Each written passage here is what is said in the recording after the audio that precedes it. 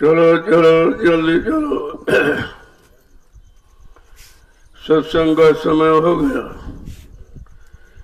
सब लोग सामने आके बैठो। एक एक वचन वाणी को बड़ी सावधानी के साथ सुनो। ये संत महापुरुषों के वचन हमें आपको सब तरफ से सुरक्षित रखते हैं, बचाने का काम करते हैं। लेकिन जब वचनों को भूल जाओगे वहीं पर आप भटक सकते हो, क्योंकि ये काल माया का देश है। इसने जगह जगह भटक बना रखे हैं। जब इस अटक भटक से ऋषि मुनि योगी महर्षि और तारी शक्तियां ज्ञानी विज्ञानी नहीं निकल पाए तो हम सब कलयुग के कमजोर जीव कैसे निकल पाएंगे। हमें आपको उससे निकलने बचने के लिए समर्थ सदगुरु की दया चाहिए। और दया किसी की जब मिलती है जब उसके आदेश हुक्म का आप पालन करोगे, उनके बनाए नियम सिद्धांतों पर चलोगे तो दया मिल जाती है। जिन जिन भक्तों ने, मुरीदों ने, फॉलोअरों ने अपने अपने इष्टार्थ गुरु की दया ली, उन्होंने उनके आदेश हुक्म का पालन किया। जिनको आप भगवान कहते हो, त्रेता के राम, द्वापर के कृष्ण, उन्होंने अपने गुरु से दया लिया। बिना दया के वो भी कुछ नहीं कर सकते थे। तो दया की जरूरत तो सबको पड़ती है, और दया ये हमारे संभाल का आधार है। अगर दया नहीं मिलेगी तो संभलना जीव के बस की बात नहीं है कि खुद संभल जाए। तो इसलिए सबका इतिहास बताता है। इसीलिए हम सब लोग मृत्युलोक मंडल में आए। हमें आपको भी दया चाहिए निकलने के लिए। अगर निकलना है, बचना है, यहाँ से अपने घर चलना है, तो बिना दया के तो कोई उधर जा ही नहीं सकता। क्योंकि हमारे शरीर में दो घाट, मन का घाट अलग, दया जीवात्मा का घाट अलग। मन के घाट पर दुआ निरंतर मांगा करता है मन, और आत्मा के घाट पर दया मिलती है। जब हमको घाटों का पता नहीं है कि कहाँ पर किस घाट पर दुआ और दया मिलती है, तो हम कैसे ले सकते हैं।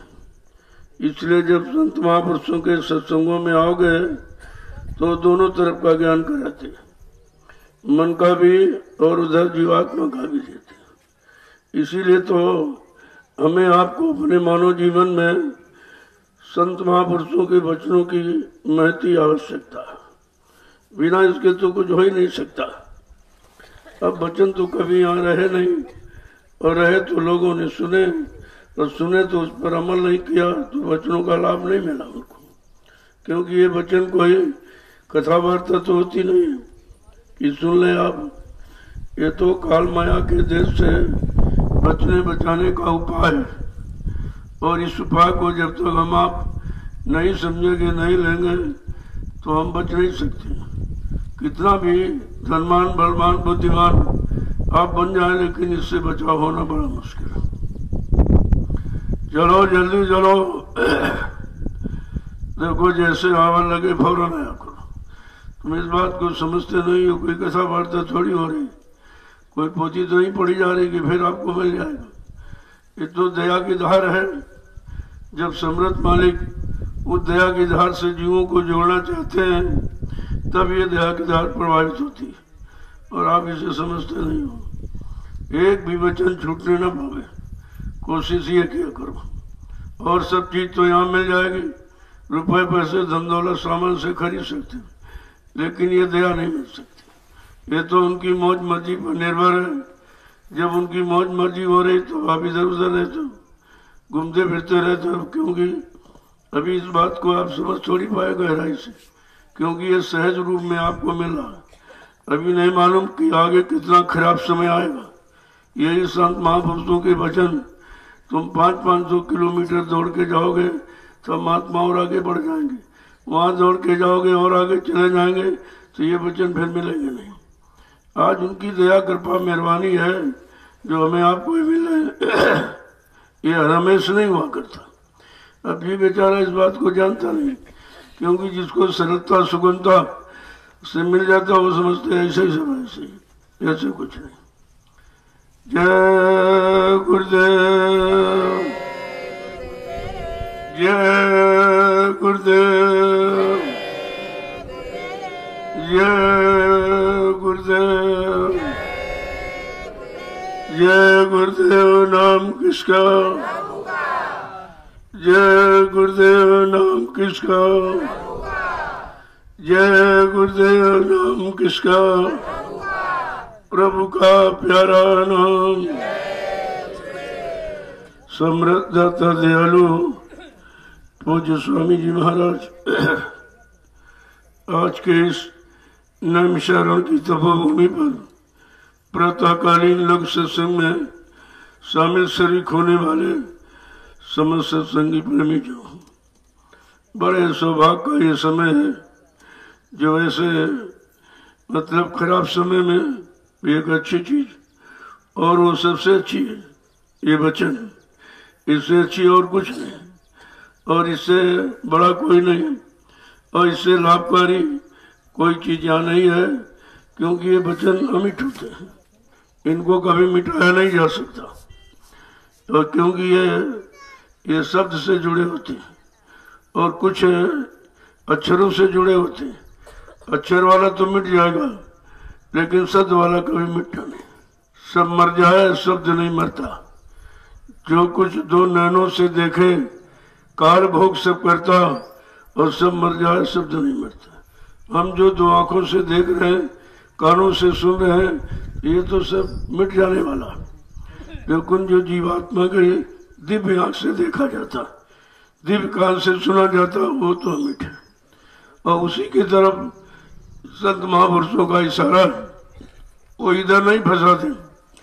इन काले अक्षरों में कुछ नहीं रखा, यहाँ वो नहीं फंसाते। वो तो उस शब्द में फंसा देंगे कि क्योंकि जीवात्मा का हर शब्द ही है और मन का अक्षर है। जब अक्षर से जानकारी मन को मिलती है तो ये भोगों की तरफ भागने लगता है। ये जागता है, ये जगता तो भोगों की तरफ भागता है। और शब्द ज्ञान से जीवात्मा जगेगी तो अपनी घर की तरफ भागेगी। देखो, दोनों का भगना अलग अलग है। अब आप इसे कैसे समझोगे? जब तक सत्संग में शामिल शरीक नहीं होगे और वचनों को दृढ़ता मजबूती तन्मयता के साथ नहीं सुनोगे, तब तक तो ये कुछ होने वाला है नहीं। इसीलिए जितने संत महापुरुष आए, सबने एक ही दया की कि वचनों की धारा उन्होंने जीवों के तक पहुंचाई। अब ये धारा हर हमेश तो नहीं हुआ करती, ये तो उनकी मौज मर्जी पर निर्भर है कि कब कैसी धारा कब कैसे जीवों के लिए प्रवाहित करेंगे। और हम आप इसे समझते नहीं हो। तो इसीलिए जब सत्संगों में आओ, बहुत चौकसी के साथ एक एक वचन विसरने दो। एक तो मौका आपको नहीं मिलता।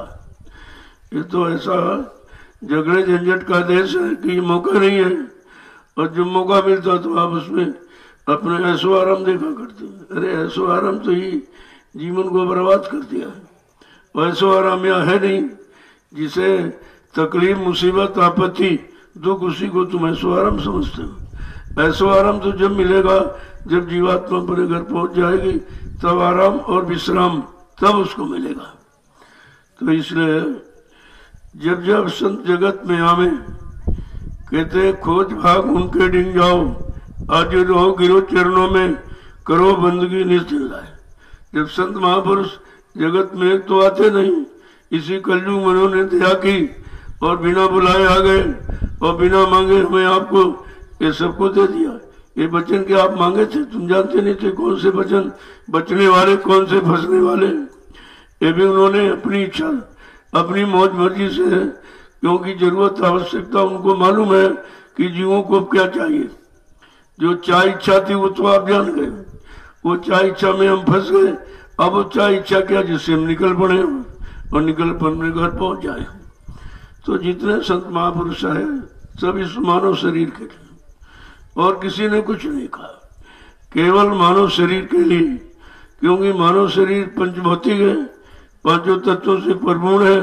और इसमें जब जीवात्मा को सौभाग्य अवसर मौका मिलेगा तभी ये अपने घर पहुंच सकती, और किसी शरीर से आना जाना नहीं होता।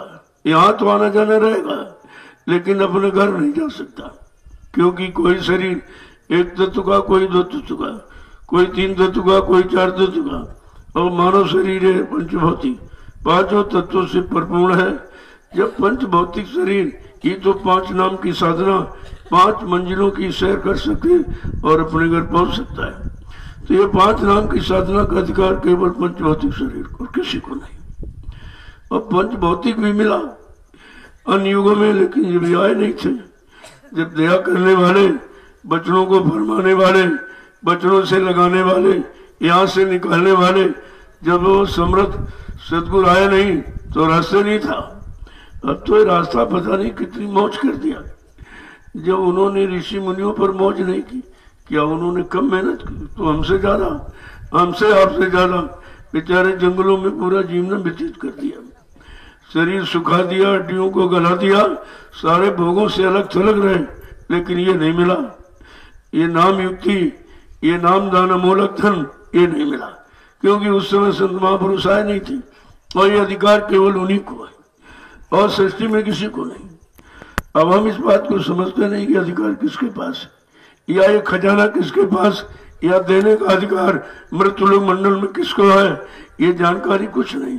यही जानकारी के लिए सत्संग की जरूरत है। और तुम सत्संग को हंसी मजाक समझते हो, छोड़ दोगे, वचन छूट जाएगा, तुम ही यहाँ छूट जाओगे, फिर यहाँ से कभी निकल नहीं पाओगे।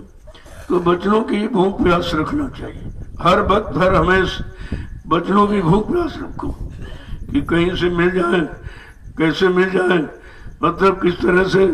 कहते कि जब वचन मिल जाए तो इसमें मत देखा करो कि हमारा ये छूट रहा है, ये छूट रहा है, ये तो एक दिन छूट ही जाएगा और शरीर भी छूट जाएगा, और जो सामान आप बड़ी मेहनत मशक्कत से बना रहे, तैयार कर रहे, भी तो छूट जाए। ये तो छूटने वाला सब है ही, यहाँ तुम्हारे साथ जाने वाला क्या? अभी तक इसी बात को नहीं समझ पाए हो कि भाई कुछ जाने आने वाला है, कुछ नहीं है। जो हम कूड़ा कचरा इकट्ठा कर रहे हैं, ये तो व्यर्थ का समय खराब कर रहे हैं। जब जाने वाला नहीं, काम आने वाला नहीं है, तब इसमें समय क्यों खराब करें? लेकिन अब ये जब रास्ता बन गया, कर्मों का जाल बना दिया, तो उसमें तो रहना पड़ेगा। कब तक? जब तक शरीर है। लेकिन कहा ठीक है, कर्मों के जाल में भी आपको रहना है, लेकिन कर्मों के जाल से आपको निकलना भी है। ये दोनों चीजें समझो कि रहना है और निकलना है, क्योंकि हमेशा रह भी नहीं सकते हो। और निकल जाओ तो आने जाने की ये बातें खत्म हो जाए, सब ये झगड़े झंझट सब खत्म हो जाए। न जन्म का न मरण का। जब जन्म नहीं होगा तो मृत्यु में आप कैसे जाएंगे? देखो कितना बड़ा काम, जो कितने युगों का भूला बिछा, कितने सतयुग त्रेता द्वापर कलयुग निकल गए, ये रास्ता यहाँ था ही नहीं, ये किसी को मिला ही नहीं। तो जब हम सब कमजोर गंदे जीवों पर दया हो गई, तो हमें आपको ये चीज बहुत संभल कर ले लेना चाहिए।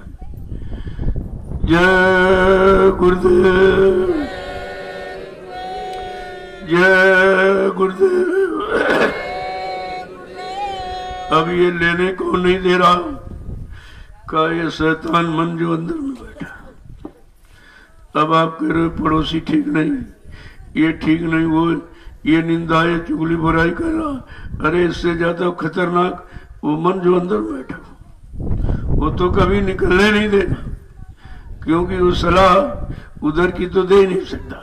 वो कभी काल का एजेंट है, काल की तरफदारी करता रहता और काल के बनाए भोगों की जाल की तरफ निरंतर उसी तरफ प्रेरित करता रहता। हम समझते अच्छा कर रहा, अच्छा कर रहा, हमको सामान दिला रहा, हमको मान और सम्मान ये दिला रहा। अरे ये मान सम्मान सामान ये भी तो जाल है, यही तो सबसे बड़ा जाल, सबसे कठिन जाति अपमाना। ये जो अपमान की बात सोचते हो, हमारी ये जाति है, हम उच्च जाति के, सब छोटी जाति के, हम पढ़े लिखे, ये अनपढ़ है, हम हिंदू या मुसलमान है, हम पुरुष या स्त्री है, बस यही सबसे बड़ा झंझट है।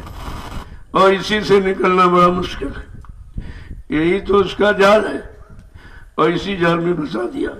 लेकिन संत महापुरुष ये बाहर का कुछ नहीं देखती, तुम किस जाति के हो, किस मजहब के हो, क्या मानते हो, क्या जानते हो, ये कुछ नहीं। वो केवल जीवात्मा को देखे। और जीवात्मा दोनों शरीरों में, चाहे स्त्री शरीर हो चाहे पुरुष शरीर।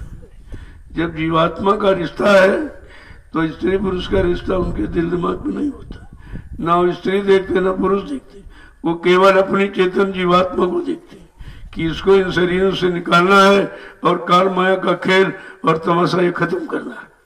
जो इतना बड़ा काम करने आए, काल को पछाड़ने, काल को मारने, काल को भगाने, काल की व्यवस्था को भंग करने, जो इस युग में यानी यहाँ पर किसी युग में किसी ने कर ही नहीं पाया। अब आप सोचिए कितना बड़ा काम करने आए, और हमारे आपके लिए आए और किसी के लिए नहीं आए। तो कहा ये मानव तन मिला है, ये मत समझना कि ये बार बार मिल जाएगा। ऐसे नहीं, जब आपने करोड़ों जन्मों की तपस्या, करोड़ों जन्मों के पुण्य, करोड़ों जन्मों की सेवाएं जब आपकी एकत्र हो गई, तो उस मालिक ने एक बार ये अवसर दी थी, चलो एक अवसर इसको दे दें। अगर समझ जाएगा और चेत जाएगा और जाग जाएगा, महापुरुषों के वचनों पर विश्वास कर लेगा, उनकी नाम की युक्ति पर, तो यह निकल जाएगा अपने घर, फिर इसको यहाँ कभी नहीं आना पड़ेगा। तो बड़े प्रेम से एक एक वचन को कैसे समझा के करें। ये मानव जीवन, ये मानव शरीर जो तुम्हें मिला है, इसको ये मत समझना कि हमको फिर मिल जाएगा। कि कबहू ककारी करुणा नर ही और देते से बिन हेतु स्नेही। कभी कभी करुणा निधान कृपा दया मेहरबानी करके ये मानव शरीर हमें आपको दे देते कि चलो एक बार अवसर मौका दे दो, चेत जाएगा, जाग जाएगा, समझ जाएगा तो घर की तरफ चला जाएगा, तो हमेशा का ये रोना धोना खत्म हो जाएगा। ऐसे नहीं दिया है, उनकी दया कृपा से मिला है। अब तुम कृपा दया तो किसी की समझते नहीं हो, ये मालूम नहीं कौन कृपा दया करता और किस तरह की कौन कृपा दया करता, कौन फंसाने वाली कृपा दया और कौन यहाँ से निकालने वाली कृपा दया। और दोनों कृपा दया होती, क्योंकि हमारी पकड़ इधर कृपा दया की ज्यादा। हम समझते हैं हमारे लाभ की बात कह रहा, हमारे हित की बात कह रहा, हमारे भले की बात कह रहा, कि जबकि सबसे बड़ा तुम्हारा नुकसान यही कर रहा। अब हम नुकसान को कैसे समझेंगे? जब तक सत्संगों में नहीं आओगे और संत मचनों महापुरुषों के वो गूढ़ राज रहस्य जो यहाँ किसी ने जाना नहीं है, जब तक उसको नहीं सुनोगे और गुणन मनन में नहीं लाओगे और अपने जीवन में उतारने का प्रयास नहीं करोगे, तब तक ये लाभ किसी को मिलने वाला नहीं। अब समझा के क्या कह रहे हैं कि मिली नर दे ये तुमको बना लो काज कुछ अपना। मिली नर दे ये तुमको बना लो काम कुछ अपना। मिली नर दे ये तुमको बना लो काम कुछ अपना। मिली नर दे ये तुमको बना लो काम कुछ अपना। कहते मानो देह शरीर जिसमें मिल गया है तो अपना काम बना लो। हम यही नहीं समझते अपना काम क्या है, हम जो कर रहे हैं इसी को अपना समझते कि ये परिवार हमारा है, ये बच्चे हमारे हैं, पति पत्नी हमारे हैं, ये जमीन दुकान मकान, ये नौकरी और धंधा, ये धन और दौलत यही हमारा है। कहते ये तुम्हारा का है, तो काल का है, ये काल ने फंसाने का जाल है। ये आगे समझा के क्या कह रहे कि फंसो मत आ के इस जग में जानियो रैन का सपना। फंसो तुम आके मत इस जग में जानियो रैन का सपना। फंसो मत आ कि इस जग में जानियो रैन का सपना। सो मत आके इस जग में जानियो रैन का सपना। मिली नरदे ये तुमको बना लो काम कुछ अपना। नर दे तुमको बना लो काम कुछ अपना। कहते काम क्या है? काम क्या है कि फंसो मत, कि चलो पर थको मत, देखो पर थको मत, खाओ पर छको मत। देखो कैसा जोड़ किया है कि ये सब काम करना है लेकिन फंसना नहीं। जब फंसोगे नहीं तो तुम्हारे पर किसी का असर नहीं पड़ेगा, अपना काम बना लोगे धीरज और निकल भी जाओगे। कहते हैं कि जैसे रात में कोई सपना आया और आंख खुली तो कुछ नहीं, सपना सामने देख रहे हैं और खूब दिखाई दे रहा, लेकिन आंख खुली तो कुछ नहीं। ये आंख बंद का सपना और ये संसार आंख खुली का सपना, दोनों देखो कह रहे हैं। जैसे उदाहरण के लिए बताया कि जैसे रात में आपकी आंख बंद हो जाती, तरह तरह के सपने देखते हो और आंख खुल जाती तो कोई कुछ नहीं, मुंह तो आंख का तो कोई नहीं। जैसे आंख को बंद कर लो तो कहते कहीं कुछ नहीं है, लेकिन फिर भी ये मन दिखा रहा है। देखो किस तरह से कि अब तुम शरीर थक गया और गिर गए तो जिसको आप नींद के तो सो गए आप, लेकिन मन तो नहीं बैठा, वो बराबर तरह तरह के स्वप्न दिखाया करता। जो आपने दिन भर किया, चाहे अच्छा किया चाहे बुरा किया, चाहे पाप किया पुण्य किया, उन्हीं घटनाओं को बार बार आपको दिखाता रहता। ये उसका काम। इसका मतलब मन कभी नहीं सोता, ये तो कभी सोता नहीं। सोता मन कब जागे भाई? ये कब जागेगा? ये तुम कह रहे हो जग रहा और ये बिल्कुल सो रहा। सोने का मतलब जो चीज यानी खत्म हो जाए, हमारे तरफ से हट जाए, उसी को तुम सोना कहते हैं। लेकिन ये मन सो रहा विषयों भोगों की प्रगाढ़ निद्रा में सो रहा। अब ये कैसे जगेगा? कि समझा के क्या कह रहे हैं कि फंसो मत आके इस जग में, जानियो रैन का सपना। जैसे रात में सपना आया, आंख खुली कुछ नहीं, ऐसे संसार देख रहे हो, लेकिन एक दिन तुम्हारे लिए भी कुछ नहीं रहेगा, ये सब आंखों से ओझल हो जाएगा। आगे क्या करें कि देह और गेह सब झूठा, ये भरम में काहे को खपना दे। और गेह सब झूठा, काहे को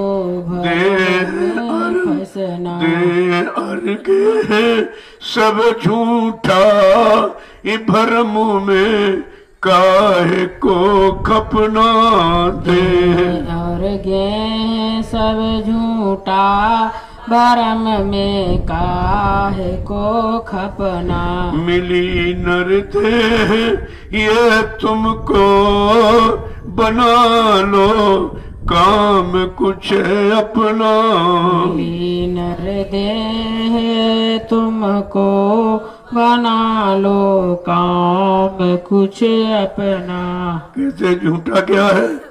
कहा ये शरीर, और ये शरीर के लिए मकान बनाया भी झूठा, ये जीवात्मा का मकान शरीर है भी झूठा, क्योंकि ये भी खत्म हो जाएगा, जीवात्मा निकल जाएगी। और ये शरीर, ये जो घर मकान अंगले बंगले बनाए, इसमें भी आपको रहने नहीं दिया गया, तुम्हारे लिए भी झूठा है, क्यों ये भी छूट जाएगा, इसमें भी तुम नहीं रह सकते हो, तुम्हारे बच्चे तुमको नहीं रहने देंगे। कहते नहीं नहीं, ये भाई जिंदे का मकान है, मुर्दे का नहीं। अब ये खत्म हो गए, इनको इस मकान से निकालो और ले चलो मरघट में, वहां इनको जला देना और राख कर देना या बालू बांध के फेंक देना, लेकिन इनको वापस घर में लेना, क्योंकि ये घर अब इनका नहीं। देखो ये भी आपको छीन गया। जिसके लिए रातों दिन प्रयास, ये बना दे वो बना दे, इतनी मंजिल का बना दे, इतने मकान बना दे, और तुम्हारे रहने के लिए एक भी मकान नहीं। कहते हैं ये दोनों मकान झूठे, ये शरीर वाला जो जीवात्मा का मकान है भी और शरीर को रखने वाला ईंट पत्थर का मकान है भी, दोनों झूठे। कैसे समझा के कह रहे, अरे इस भ्रम में क्यों खप रहे हो, क्यों जिंदगी खपा रहे हो, बर्बाद कर रहे हो, निकाल रहे हो, ये दोनों झूठे। अब इसी में पूरा समय चला गया। अगर मकान में बना दे तो बना दे, अच्छा बना दे 2 मंजिल का 10 मंजिल का बना दे, इसी में पूरा समय चला गया और बना कुछ नहीं। क्योंकि यहाँ जब सब बिगाड़ है तो तुम कैसे बना सकते? जो कुछ है सब बिगड़ने वाला, ये सब खत्म होने वाला, तुम्हारे काम आने वाला कुछ नहीं। लेकिन हम ये अंतिम स्वास्थ्य नहीं समझ पाते कि हमारा नहीं। इसी को महापुरुष समझा के क्या कह रहे हैं, कितने तौर तरीके से कहते, जीव सब लोभ में भूले, काल से कोई नहीं बचना। जीव सब लोभ में भूले, काल से कोई नहीं बचना। जीव सब लोभ में भूले, काल से कोई नहीं बचना। जीव सब लोभ में भूले, काल से कोई नहीं बचना। कितना देखिए एक शब्द को कैसे समझा रहे कि हम कहाँ कहाँ फंसे हैं, कहाँ कहाँ भूले भटके हैं, किसको अपना मान रहे हैं, किसको समझ नहीं पा रहे हैं, कौन अपना कौन बिराना। देखो एक एक शब्द बताएंगे तब कहीं समझ आती है, ऐसे थोड़ी आती है। और इतनी जल्दी समझना बड़ा मुश्किल है, और समझ करके इससे छुटकारा पाना बहुत मुश्किल है, क्योंकि हमने इसको पकड़ के रखा अपना समझ कर। क्या कह रहे हैं कि सारे जीव लोभ में भूल गए, लोभ लालच में है, ये सब हम भूल गए कि हमारा कुछ है कि कुछ नहीं भी, या हमारा क्या है और हमारा क्या नहीं है। तब कहा भाई देखो ना, तो शरीर तुम्हारा ये भी एक दिन चला जाएगा और तुमसे पूछा भी नहीं जाएगा, छीन लिया जाएगा। अगर तुम्हारा हो तो तुमसे पूछ के लिया जाए, कहा ये भी तुम्हारा नहीं। और शरीर के लिए जो भी जमीन है, दुकान है, मकान और धन दौलत, पद पत्नी, बाल बच्चे, ये भी तुम्हारे से छीन लिए जाएंगे, ये भी तुम्हारा नहीं है। तो आखिरकार तुम्हारा है क्या? कहा तुम्हारी सिर्फ जीवात्मा है, जिसको तुमने आज तक अपना समझा नहीं, और इस अपने के लिए आपने कुछ किया भी नहीं। इसी जीवात्मा के लिए संत महापुरुष आते हैं, जो अपनी है, जो अपनी को अपना बता दे, वही तो अपना है। कहा यही अपने हैं संत महापुरुष, और कोई अपना नहीं। अब हम ये निर्णय ले ही नहीं पा रहे कि हमारा कौन, क्योंकि हम जिनको मान्यता दे रखी है इतने समय से, ये हमारा, ये हमारा, ये हमारा। कहा नहीं, संत महापुरुष कहते तुम्हारा कुछ नहीं। अब इतनी जल्दी कैसे विश्वास? कहते तुम्हारा कुछ नहीं, तुम्हारा कुछ नहीं। भाई कैसे माना जाए हमारा नहीं है? तो जब कहा, मिसाल देते हैं, जब अगर शरीर तुम्हारा होता तो तुमसे मांग के लिया जाता, बिना मांगे कहीं पत्नी छीन ली, किसी का पति छीन लिया, किसी का बेटा छीन लिया, किसी की बहू छीन ली, किसी के माँ बाप भाई छीन लिए। अगर तुम्हारा होते तो तुमसे पूछ के जाते। कहा तुमसे तो कोई नहीं पूछा, चला गया। और कहाँ चला गया भी नहीं मालूम। अगर वो भी तुम्हारा होता तो जहां गया था कम से कम पता तो खुद देता आपको, कुछ चिट्ठी भेजता कि भाई हम पला जगह है और तुम भी चले आओ। कहा ये भी इतने गए और किसी ने बताया नहीं हम कहाँ गए और कहाँ चले गए और कहाँ हैं, और क्या कभी आएंगे कि नहीं आएंगे, कोई पता नहीं। देखो कैसे समझा रहे, इसको कहते हैं सत्संग। ये है सत्य का संग। क्या कह रहे हैं कि सारे जीव ये लोभ और लालच में सब डूब, लोभ नदी में डूब मरे। ये लोभ की नदी में सब डूब के मरते चले जा रहे, मरते चले जा रहे। इनको होशे नहीं है कि अगर हमारा शरीर था तो हमारे अनुसार जाना चाहिए। जब इच्छा हो तो हम जाएंगे, तब तो हमारा है। और हमारी कोई इच्छा नहीं, कोई पूछने वाला नहीं। और जब उसकी इच्छा हुई तो सबकी ये सब ले लेता, हम लोग रोते चिल्लाते रह जाते, कोई सुनने वाला भी नहीं। आगे क्या कह रहे, काल से कोई नहीं बचना। कहा ये ले जाने वाला कौन है? कहा ये काल भगवान है। अब ये भी तो भगवान है, ये भी भगवान है। अब ये समझो तो कि काल भगवान चाहिए कि तुम्हें दयाल भगवान चाहिए? तुम्हारा ये सब काम बिगाड़ने वाला और तुम्हें यहाँ रहने न दे और तुम्हारा सारे रिश्ते नातों को पकड़ करके ले जाए, वो तुम्हारा है? क्या तुमको इनसे बचा दे और सुरक्षित कर दे कि वो तुम्हारा भगवान है? अभी तक ये निर्णय नहीं ले पाए कि हमारा सच्चा भगवान कौन, काल भगवान है कि हमारा दयाल भगवान हमारा? तो ये तो समझ अभी तक आई नहीं, और बिना सत्संगों के समझ नहीं सकते आप। आगे क्या कह रहे हैं कि तृष्णा अग्नि जग जारा, पड़ा सब जीव को तपना। कि तृष्णा अग्नि जग जारा, पड़ा सब जीव को तपना। अब कह दूसरी तृष्णा अग्नि आ गई। कितनी अग्नियां तुमको जला रही हैं? काम, क्रोध, लोभ, मोह, अहंकार, ईर्ष्या, राग, द्वेष, ये अग्नि है जो हमेशा जलाया ही करती, नष्ट किया करती, बर्बाद किया करती, खत्म किया करती। लेकिन हम किसी अग्नि को भी अग्नि नहीं मान पाए और अंदर ये जल रही है, और इतनी तेज जलती है कि दिखाई भी नहीं देती, और जला रोज 24 घंटे जला। देखो किस तरह से महापुरुषों ने ये सब राज अंदर का खोला कि हम कहां कहां फंसे हैं, कैसे कैसे बर्बाद हो रहे हैं। जीवन मिला, बर्बाद हो गया और समझ नहीं पाए, क्योंकि समझ यहां किसी के पास नहीं है। जिसने समझा है वो समझदार है, सतगुरु दयाल, उसके सिवा यहां कोई समझदार नहीं और न कोई समझा सकता। आगे क्या कह रहे हैं कि सारा जीव इसी में जल रहा है, तृष्णा रूपी अग्नि में, और ये अग्नि दिखाई भी नहीं देती और समझ में भी नहीं आती ये कहां जल रही है और कैसे जल रही, कौन जला रहा है, कौन इसको बुझाएगा, कौन हमको इससे अलग करेगा।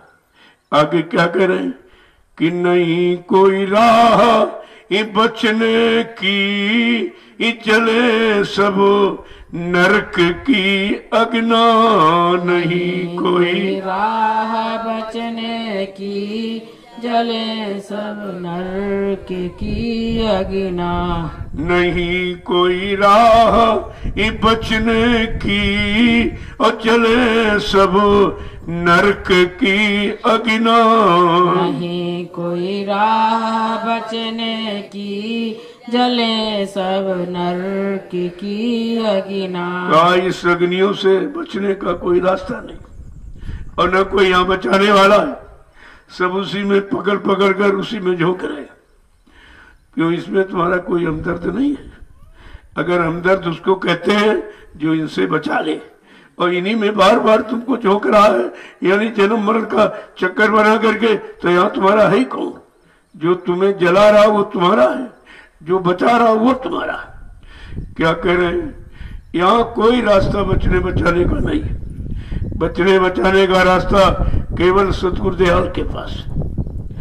और अगर उनकी शरण में हम लोग पहुंच जाएं और उन पर विश्वास कर लें, यही हमारे सच्चे समर्थ बचाने वाले हैं, यही हमारे सब कुछ है।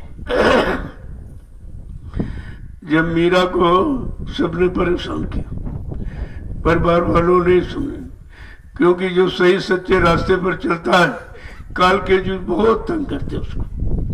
इसीलिए आपने सबका इतिहास पढ़ा होगा, जितने आए सही सच्चे या रास्ते पर चलने वाले या सच्चा रास्ता बताने वाले, उनके इतने आलोचक हो गए, इतने बुराई करने वाले, पास में रहने वाले वो भी बुराई करते रहते, क्योंकि वो भी नहीं समझ पाते, क्योंकि अंदर का रास्ता उनको मालूम नहीं। न अंदर कभी वो गए, अंतर चित्त वृत्ति कभी ठीक की नहीं, तो वो तो अंदर में बैठे, बाहर में तो तुम्हारे जैसे हाथ पैर नाक कान मुंह वाले, लेकिन उनकी बैठक अंदर में, और उस बैठक को आप समझते नहीं।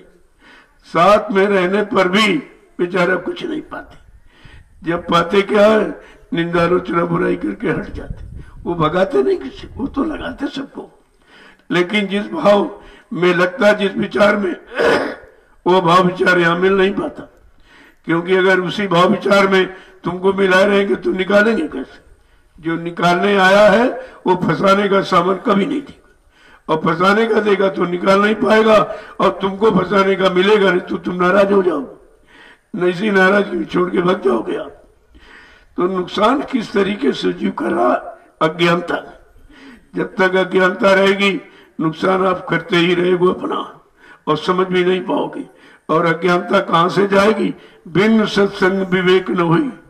बिना सत्संग के बुद्धि में विवेक ज्ञान होता नहीं, निरख परख सूझबूझ परख पहचान होती नहीं है, और सत्संग तुम्हारी समझ में आता नहीं। ऐसे जीव सत्संग सुनते ही नहीं कभी, क्योंकि काल के जीव हैं, और तुम समझते हो दयाल के पास रहते, और मतलब ये बहुत कुछ जान गए, बहुत कुछ समझ गए।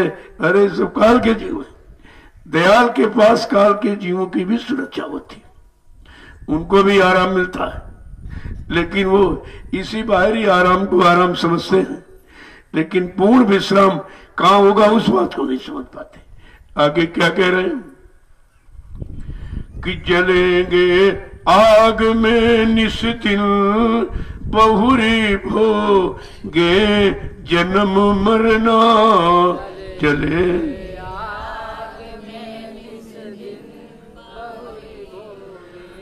जलेंगे आग में निस्दिन बहुरी भोगे जन्म मरना, जलेंगे आग में निस्दिन। देखो तुम वचन दोहरा भी नहीं सकते, करना कराना बहुत, तुम दोहरा भी नहीं सकते। यानी जो रास्ता बता दिया उस पर भी नहीं चल पाते, भी सामर्थ्य नहीं, फिर कैसे पार हो? इतनी भी समझ अभी नहीं है कि वचनों को तुम दोहरा सको। करना कराना तो बहुत दूर, ये दोहराना मुश्किल है। कितने कठिन वचन है, और सुनने में बड़े सरल है, और सुनकर भी तुम दोहरा नहीं पा रहे हो तो कितने कठिन है। कहते हैं कि ये सब निस्दिन चल रहे हैं इन्हीं अग्नियों में। ये पंच अग्नि है, काम क्रोध लोभ मोह अहंकार, इन्हीं पंच अग्नियों में हम 24 घंटे जलते रहते, लेकिन अपने को जलना मानते ही नहीं। अपने को नुकसान हो रहा ये हम समझ ही नहीं पा रहे कि हमारा नुकसान हो रहा है, हम जल रहे हैं कि बच रहे हैं, ये भी जानकारी तो नहीं हो पा रही। क्यों? जानकारी नहीं है। जानकार मिले, उनसे जानकारी आपने ली नहीं, तुम अपनी जानकारी उनको देते रहते हो, जबकि तुम कुछ नहीं जानते। न अपना जानते हो, न दूसरे का जानते हो, न अंदर का जानते हो, न बाहर का जानते हो, न भौतिक जानकारी, न आध्यात्मिक जानकारी, न जिस्मानी, न नूरानी, कुछ भी आपको नहीं। लेकिन फिर भी आप बताते रहते, नहीं नहीं ऐसा कर लो, ऐसा कर लो। कहाँ? ठीक है, ठीक है, बहुत अच्छा, बहुत जानते हो, बढ़िया बात, अच्छी बात है। लेकिन बात तुम ये नहीं समझते हो कि अच्छी बात क्या है, अच्छी और झूठी अभी तक ये भी नहीं समझ पाए। नकली और असली ये भी नहीं समझ पाए। बुरा और अच्छा क्या ये भी नहीं समझ पाए। पाप और पुण्य क्या ये भी नहीं, और अपना पराया क्या भी नहीं। जब कुछ समझी नहीं बात तो जानते क्या? क्या जानते? इसी अज्ञानता को जानना समझते, तभी तो जीव वचनों को पकड़ नहीं पाता। आगे क्या कह रहे हैं? समझाने के लिए क्या नहीं कहते कि भटकते हुए फिरे जग में, भटकते वो फिरे खानी, नहीं कुछ ठीक उन लगना, भटकते हुए फिरे खानी, उन्हें कुछ ठीक नहीं लगना। कहा ये भटकते फिरे, भटकते मतलब 4 खान 84 लाख नरक की योनियों में आना जाना, ये भटकना बंद नहीं हो रहा। और ये नहीं 84 में भटकते भटकते कुछ मिला नहीं, और अभी ठीक ठिकाना भी नहीं मिला कि हमारा सच्चा ठिकाना कहाँ। जब ठिकाना बताने वाले आएंगे तभी तक, तब हमारा ठौर ठिकाना बन सकता है। और जो हम ठौर ठिकाना समझ रहे हैं मृत्यु रहने नहीं दिया जाए। कहा ये मकान हमारा बन गया, कल इसमें आपको रहने नहीं दिया जाए, अभी तुम्हारे बच्चे निकाल के बाहर कर देंगे। कहेंगे नहीं नहीं भाई वो तो चले, पिताजी चले गए, कल पिताजी चले गए। कहा पिताजी तो है, तुमने आंख कान नाक हाथ पैर मुंह को ही तो पिताजी माना था, वो तो शरीर पड़ा हुआ। कहते नहीं अब समझ में आया ये पिता नहीं था जो अंदर बोलता था, जो काम करता था, चलता फिरता था। कहा वो ऊर्जा ताकत वो पिता थी। इतनी देर में समझ आया। समझ आई कब? जब जीवन निकल गया तो जीने का ढंग आया। फिर क्या मतलब निकला? सारा जीवन निकाल दिया तब तुमको जीने का ढंग पता चला। अब समय निकल गया तो फिर तुम क्या करोगे? क्या कह रहे हैं कि भटकते सब फिरे खानी, सबे नीचार खान 84 लाख योनियां शरीरों में भटकने क्या ही काम करती, आने जाने का काम कर रहे हैं। कहते हम जान गए, हम जान क्या जान गए? कहते बहुर भोगे जन्म मरना। फिर क्या है कि बार बार इन्हीं जन्मों में, जन्म मरण में बेचारे यानी आ जा रहे। जन्म हुआ, मर गए, फिर जन्म, फिर मर गए। कहे जन्म मरण का चक्कर तो खत्म ही नहीं होगा, न जन्मने में शांति न मरने में शांति। आगे क्या कह रहे हैं कि कहूं क्या दुख ही वो भोगे, कहन में आ नहीं सकना। क्या दुख वो भोगे, कहने में आ नहीं सकना। कहूं क्या दुख वो भोगे, कहन में आ नहीं सकना। क्या दुख वो भोगे, कहने में आ नहीं सकना। मिली नर दे ये तुमको, बना लो काम कुछ अपना। मिली नर देह ये तुमको, बना लो काम कुछ अपना। कहते हैं संत महापुरुष समझाते हैं, जिन भोगों को तू अपना समझ रहा और भोगों के लिए बार बार दौड़ रहा, इच्छा व्यक्त कर रहा, यही तेरे दुख का कारण। तू ये भी नहीं समझ पा रहा कि दुख कहां से मिला, हमको कौन दुख दे रहे हैं। कहते भोग रोग बन के निकले, यही भोग रोग का कारण बन जाता। जब भोग भोगोगे तो शरीर की शक्ति खत्म हो जाएगी, जब कमजोर हो जाओगे तो सारे रोग बीमारी तुमको दबा लेंगे। क्या कह रहे हैं? क्या क्या इनके दुख की बात कहूं। और ये भोगों को छोड़ नहीं पाते और कहते हैं कि सुख दे दीजिए, तकलीफ दूर कर दीजिए, बीमारी दूर कर दीजिए, परेशानी दूर कर दीजिए। कहा जाए इन सबको सब दूर करने का एक कारण है कि तुम भोगों से हट जाओ।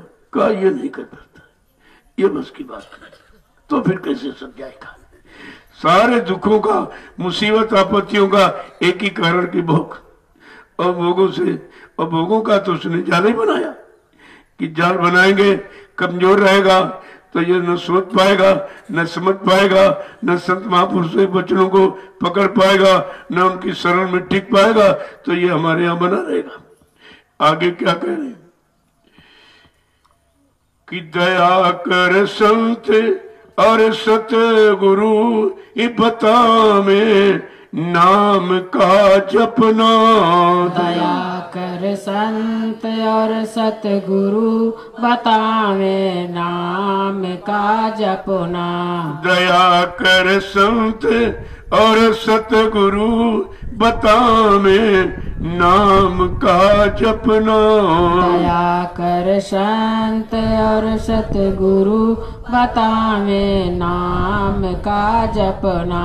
मिली नर दे ये तुमको, बना लो काम कुछ अपना।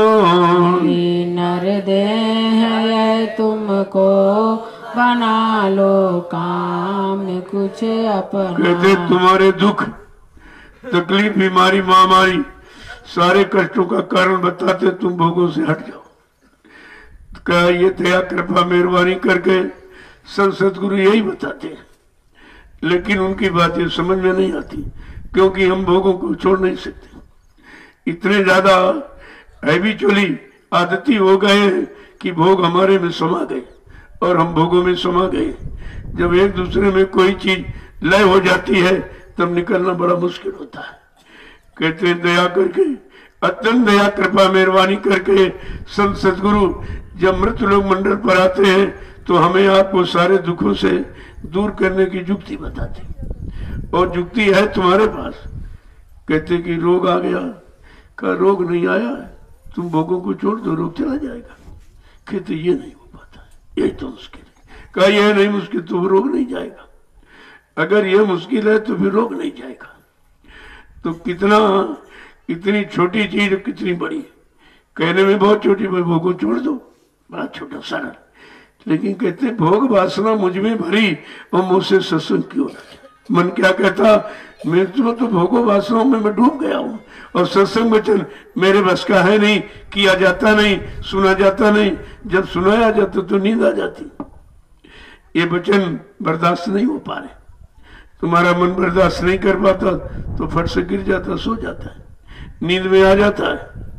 कहा ये वचनों की मार बड़ी कठिन है, ये सबके बस की बात नहीं है। अगर वचनों की मार बर्दाश्त कर लो तो बनने में कितनी देर है, बनने में देर नहीं है, हमें आपको खड़े होने में और मानने में यानी करने में देर है, उधर कोई देरी नहीं। कहा मैंने पूरा मसाला तैयार कर लिया, परिवर्तन का पूरा मसाला तैयार, लेकिन अब किसके सिर पर यह सेहरा बांध दिया गया, कौन ऐसा है जो परिवर्तन के काबिल। कहा जरा देखे 45 करोड़ तो मैंने जगह के खड़े किए, सतगुरुदयाल क्या कह रहे हैं, 45 करोड़ मैंने जगह के खड़े किए, जरा देखें इसमें से कोई काबिल बन पाया, किसी ने मेरे वचनों को मान पाया, मेरे वचनों के अनुसार अपने आप को बना पाया या चल पाया, तो जरा देखें तो आखिरकार ये परिवर्तन का सेहरा किसके सिर पे बांध दिया जाए। जब देखा गया तो सब भग गए, सब भग गए, कोई टिका ही नहीं, कोई नहीं टिका। तो मैं जब निकला कि जरा देखे भाई ये 45 करोड़ चले कहाँ गए, और जो 10,000 स्पीकर बनाए गए थे जब दूरदर्शी की स्थापना हुई, तब कहा बच्चा हमको उत्तर प्रदेश में 10,000 स्पीकर चाहिए। स्पीकर का मतलब जैसे हम इसमें बोलते हैं वही वो बोलेगा, हम चुप हो जाए वो चुप हो जाए, अपने मन से नहीं कुछ बोल सकता। कहा जो मैं कहता हूं, जो मैं इशारा करता हूं, जो मैं बताता हूं, वो कितने ने लिया और कितने इसको काम में किया। जब देखा गया तो सब गए, एक भी वक्ता दिखाई नहीं दे, कहां चले, क्योंकि ये बकने वाले थे। वक्ता माने बकने वाला, और वक्ता जो वक्त और समय के सदगुरु के वचनों को सुनकर अपने जीवन में उतार कर अपना वक्त समय खराब नहीं करता, उसको वक्ता कहते। वक्ता और वक्ता में फर्क है। तो कहते कि कोई नहीं मिला, जब कोई मिला नहीं, अब ये मतलब लोग कहते कि कलयुग कब जाएगा, बाबा जी का सतयुग कब आएगा। हमने कहा कलयुग तो जाएगा और सतयुग भी आएगा, लेकिन अभी तुम कलयुग में बैठे हो तो सतयुग को कैसे देख पाओगे। तुम तो कलयुग से हटो, कलयुगी विचारधारा और कलयुगी खान पान और कलयुगी कर्म अभी तुम्हारे से कोई गया नहीं है, तुम सतयुग कैसे देख पाओगे। कहा सतयुग तो आएगा जरूर, पर पृष्ठभूमि बन जाने दो। कहा सतयुग तो जरूर आएगा, लेकिन इसकी पृष्ठभूमि तो तैयार होने जाओ, इनकी भूमिका व्यवस्था तो तैयार हो जाने दो। और भूमिका व्यवस्था किसी की समझ की बात नहीं, वो तुम्हारी समझ में आ नहीं रही। भूमिका है दूरदर्शी, भूमिका है भूम ज्योतक, भूमिका है जय गुरुदेव, और तीनों बात समझ में नहीं आई। न जय गुरुदेव समझ प्रभु का नाम, ये भी नहीं समझ में आया, और दूरदर्शी भी समझ में नहीं आई, और भूम ज्योतक समझ में नहीं आया, तो तुम परिवर्तन की कौन सी बात समझ पाए। अभी तक एक भी बात किसी के अंदर नहीं। कहते बहुत देर है, जाने कब कहा था कलयुग जाएगा सतयुग आएगा, अभी नहीं गया। अरे सतयुग कोई बाजार मेले देश में नहीं रह रहा जो बाबा जी पकड़ के ले आएंगे आपको दिखा देंगे। सतयुग कलयुग हमारे आपके अंदर है। अब तुम अपने आप में देखो कि 24 घंटे में कितने बार कलयुग में जाते हो, कितने बार सतयुग में जाते हो। अगर विचारधारा गलत हो जाए, यही कलयुग, दूसरे की निंदा आलोचना बुराई, दूसरे का नुकसान, दूसरे की प्रति ईर्षा राग द्वेष जलन, ये सब कलयुग तो लक्षण है। और कलयुग क्या, कलयुग कोई आदमी की शक्ल नहीं है। कलयुग कर्म और सतयुग भी कर्म, ये दोनों कर्म है। जब तुम्हारे अंदर आंखें अच्छे देख सत्य देखने लगे, कान सत्य सुनने लगे, वाणी सत्य बोलने लगे, पैरों से सच्ची जगह चल के जाने लगो, हाथों से सच्चा सेवा और धर्म करने लगो, और मन से सच्चा संकल्प विकल्प करने लगो, और बुद्धि से सच्चा निर्णय लेने लगो, इसी का नाम तो सतयुग है। और अभी तक किसी के दिल में जब निंदा चुगली बुराई ये गंदगी बटोर रहे हो और 24 घंटे दिमाग इसी में लगाए, इनकी बुराई उनकी बुराई, उनकी बुराई उनकी बुराई। अरे किसी की गंदगी बटोर कर क्या तुम्हें कुछ मिल जाएगा? गंदगी बटोरोगे तो गंदगी तो तुम्हारे हाथ रहेगी। इतनी बात अभी तक समझ में नहीं। और सतयुग कलयुग की बात करते, न कलयुग से निकल पाए हो न सतयुग तरफ चल पाए, एक भी कदम अभी सतयुग तरफ उठाया नहीं और सतयुग देखना चाहते। कहा था सतयुग तो आएगा, लेकिन सतयुग तुम देख सकोगे उस समय तक तुम जिंदा रह पाओगे सतयुग देखने के लिए? अरे तुम यही हट करो कि बाबा जी का सतयुग देखेंगे, देखे कैसे आता है, तो सतयुग के कर्म करने लगो तो तुम देख लोगे, तुम्हारी समझ में सब आ जाएगा। कहा जब कलयुग सतयुग की आवाज उठी तो कहा जरा देखे कितने जीव अभी कलयुग में और कितने सतयुग में बैठे, किनको कलयुग में रहने की यानी इच्छा हो रही और किसको सतयुग में रहने की इच्छा हो रही, दोनों की चीज। जब देखा गया तो सब कलयुगी जीव है। किसी के अंदर अभी पाक साफ निर्मलता पवित्रता चरित्रता तो बिल्कुल आई नहीं, तो कैसे देखोगे? अरे महापुरुषों का सतयुग ऐसे देख सकते हो? जब तक सतयुग की रहनी गहनी में नहीं आओगे, सतयुग के कर्म नहीं करोगे, सतयुग का खान पान नहीं करोगे और सतयुग की सोच और समझ तुम्हारे अंदर नहीं आएगी, तब तक इसका दर्शन नहीं होगा। इतना सरल नहीं है संत महापुरुषों की भूमिका को समझना और भूमिका पर चलकर अपना लाभ प्राप्त करना, यही तो चीज है।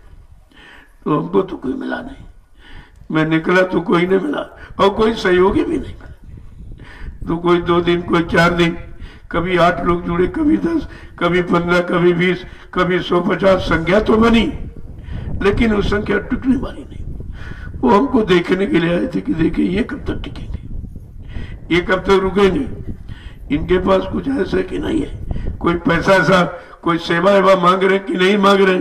अगर सेवा मांगते तो हमको भी कुछ मिल जाएगा। देखा कर ये सेवा खुद ही नहीं लेते, हमको क्या दें, फट से हट गए, सब हटते चले जा रहे। साहब आते हैं, जितनी जल्दी आते उससे यानी जोरी से भाग जाते। जैसे आंधी जितनी तेज तुम्हारे पास आएगी और उतनी तेज तुम्हारे पास से निकल जाएगी, ऐसे ये तूफान आते हैं। ये काम करो लोभ मोह अहंकार, ये लोभी लालची, ये सब तूफान आए और मतलब यानी कोई साल भर रुका, कोई 2 साल, कोई 3 साल, लेकिन टिक कोई नहीं पाया। और कहते क्या वहां कोई टिक नहीं सकता, बात तो ठीक कहते हैं, वहां कोई नहीं टिक सकता, इतनी कठिन है वो रहना, इतना कठिन है। चारों तरफ कहते नहीं कि घोड़े की पछाड़ी और अफसर की अगाड़ी और संत महापुरुषों के आगे पीछे बहुत होश में रहना चाहिए, बहुत होश में समझदारी से। टिकना बड़ा मुश्किल होता है, कितने टिक पाए? अरे मथुरा से प्रमाण ले लो कि 45 करोड़ खड़े किए गए, कितने टिके? गुरु की शरण में वहां कितने रुक पाए? और तो काम तो यहां भी वही है, काम यहां भी वही, तो यहां कैसे टिक पाएंगे? तो कहते कि भाई टिकने के लिए तुम्हारे अंदर कोई वचन टिका कि नहीं टिका, उनके वचनों को, उनके हुकुम आदेश को तुमने टिकाया कि नहीं टिकाया, उनकी दया को टिका पाए कि नहीं टिका पाए, तभी तो तुम टिकोगे। तुम शरीर से थोड़ी टिक पाओगे। आगे क्या कह रहे हैं समझा के, एक एक वचन सुनिए आप। कि न माने जुक्ति वह उनकी असुरती और शब्द का गहना, न माने जुक्ति ये उनकी सुरती और शब्द का गहना। कहते वो युक्ति नहीं मानते, वो संत महापुरुषों की युक्ति की मानते, वो अपनी युक्ति लगाते रहते, कैसे इनसे लाभ ले लिया जाए, कैसे इनको धोखा दे दिया जाए, कैसे भूल भरम में रख करके अपना काम बनाने और कुछ थोड़ा बहुत मिल जाए तो लेके चले जाएंगे। वो अपनी युक्ति लगाता है, वह यहाँ युक्ति सीखने नहीं आया, क्योंकि जितने आए न कभी 1 मिनट भजन किया, एक दिन भी माला नहीं उठाई। मैं तो देखता रहता, एक दिन माला नहीं उठाई और एक दिन सत्संग में बैठा नहीं, केवल सोता रहा और खाता रहा। ऐसा सोने खाने वाला क्या कुछ पा सकेगा? और बाद में भाग गया छोड़ करके। तो इसने तो अपना लोग पर लोग दोनों बिगाड़ दिए। हमारा क्या नुकसान करे कोई? तुम नुकसान तो अपना ही करोगे। हमारा यहाँ कुछ है ही नहीं तो हमारा तुम लोगे क्या? जो कुछ है वो संगत का है, परिवार का है। तुम अपने गुरु परिवार की चोरी करते हो, गुरु परिवार को धोखा देते हो और गुरु परिवार का नुकसान करते हो, तो तुम्हारे जैसा अज्ञानी मूर्ख और कौन होगा? जो अपने परिवार में आग लगाए, अपने परिवार में चोरी करे, अपने परिवार का नुकसान करे, इससे बड़ा अज्ञानी मूर्ख और कौन होता है? ये तो आपको इतनी बात समझ लेनी चाहिए। कहते हैं वो महापुरुषों की युक्ति को जानते ही नहीं। जो वो युक्ति देने आए हैं वो तो लेता नहीं, अपनी युक्ति लगाता। इनको भूल भ्रम में कर दे, क्योंकि ये देखते तो है नहीं। ये चश्मा लगाए कम दिखाई देता होगा इनको, ये कुछ नहीं देख पा रहे। और हम सब देख रहे हैं, हम ये कर लें, ये कर लें, वो कर लें। अरे भाई, जब तुम सोचते हो यहाँ तभी मालूम हो जाता। जो तुम सोच रहे हो वो भी मालूम, और जो करने वाले वो भी मालूम, और तुम क्या कर सकते हो वो भी मालूम, और करके यानी कह के और तुम कर भी कुछ नहीं सकते वो भी मालूम। तो जानकारी तो सब होती। अगर जानकारी नहीं होगी तो जानकारी देगा क्या? वो कैसे जानकारी देगा? उसको भी कहीं से जानकारी मिल रही। तो एक चोर था तो मतलब रास्ते में घोड़ा लिए जा रहा था। तो एक बुढ़िया कुछ सामान लेकर के जा रही थी, रात हो गई। कहा बच्चा ऐसा करो, थोड़ी दूर पर मेरा मकान है, मुझे पहुंचा दो। कहा ठीक ठीक पहुंचा दूंगा। तो उसने सोचा कि बुढ़िया के पास कुछ माल टाल तो जरूर होगा गठरी में। तो फट से उसने पहले गठरी उठाई, गठरी उठा के रख लिया। तो कहा नहीं बच्चे रहने तो, नहीं जाऊं। कहा क्यों? कहा बात ये है, जिसने तुमको ये बताया कि गठरी ले लो, इसी लेके चल जाओ, बुढ़िया को छोड़ देना, उसी ने हमको बताया कि इसके साथ जाना मत, ये चोर है। जिसने तुमको बताया उसी ने हमको बता दिया। देखिए कितनी बड़ी बात है कि तुम समझते हो हमको जानकारी है, और तुमसे ज्यादा वो जानकार जो बैठा वो उसने हमको जानकारी पहले दे दी। इनसे सावधान रहना, होशियार रहना।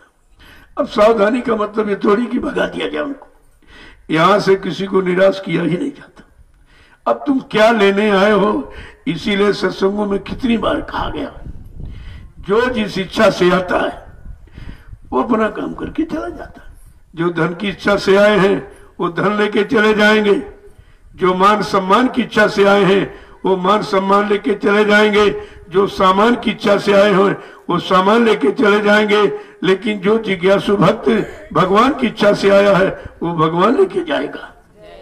तो ये अपनी अपनी धारणा, जाती रही भावना जैसी, गुरमुहूर्त देखी तैसी।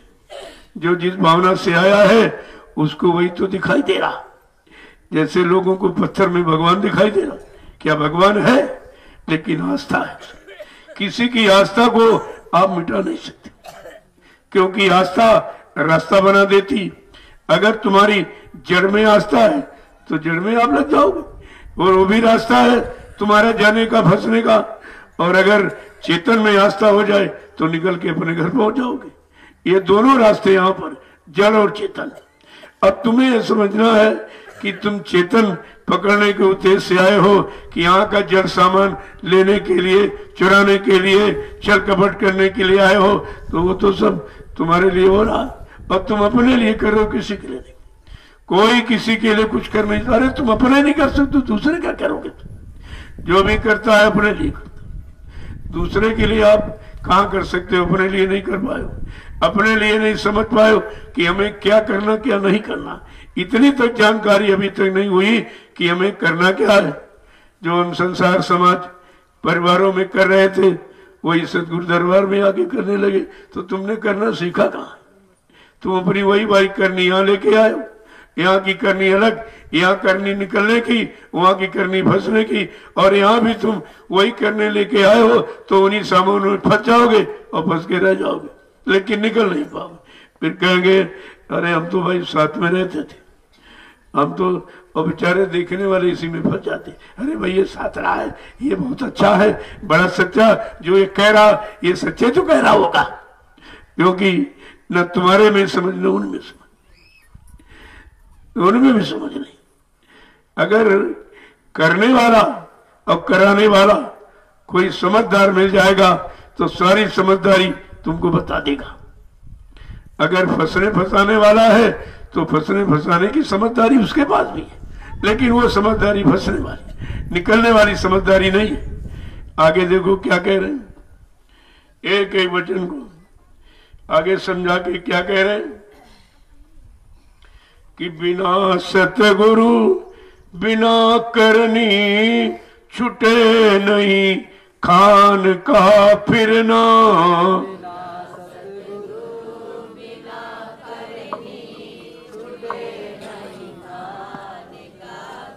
कहते बिना सतगुरु और बिना करनी और छुटे नहीं खान का फिरना। कहते बिना सतगुरु, सतगुरु माने सच्चाई, सच्चाई को जानने वाला गुरु।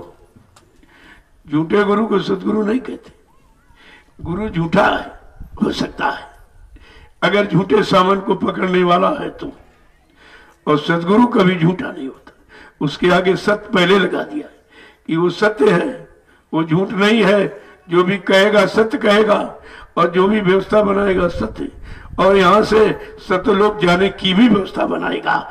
ये झूठ का संसार इससे निकालकर तुम्हें सच्चे देश पहुंचा देगा, उसको सतगुरु कहते। कहा बिना सतगुरु और बिना सतगुरु की करनी कि सच्चा ईमानदारी से रहो, जहां रहो सच्चा ईमानदारी से करो, सच्चा ईमानदारी से करो, तो तुम्हारे पर कोई किसी का कर्म कर्जा बोझा नहीं लगेगा। क्योंकि सतगुरु दरबार में तो लाखों जीवों का आता है, और तुमने वो सामान उठा लिया तो लाखों के कर्जदार बन गए। अब ये कर्जा चुकाने के लिए तुमको हजारों बार अभी जन्म लेना पड़ेगा, ऐसे कर्जे का भुगतान होता भी नहीं। तभी कहा गुरु से कपट और संगत से चोरी और की वो निर्धन की वो कोड़ी, ये है तो ये परिणाम है उसका।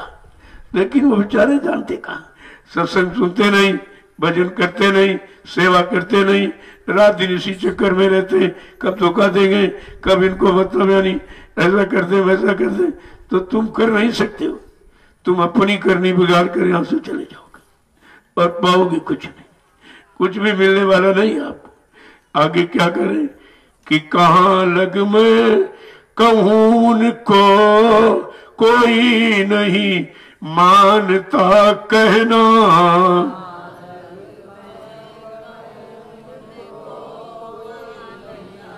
कहाँ लग में कहूं उनको और कोई नहीं मानता कहना।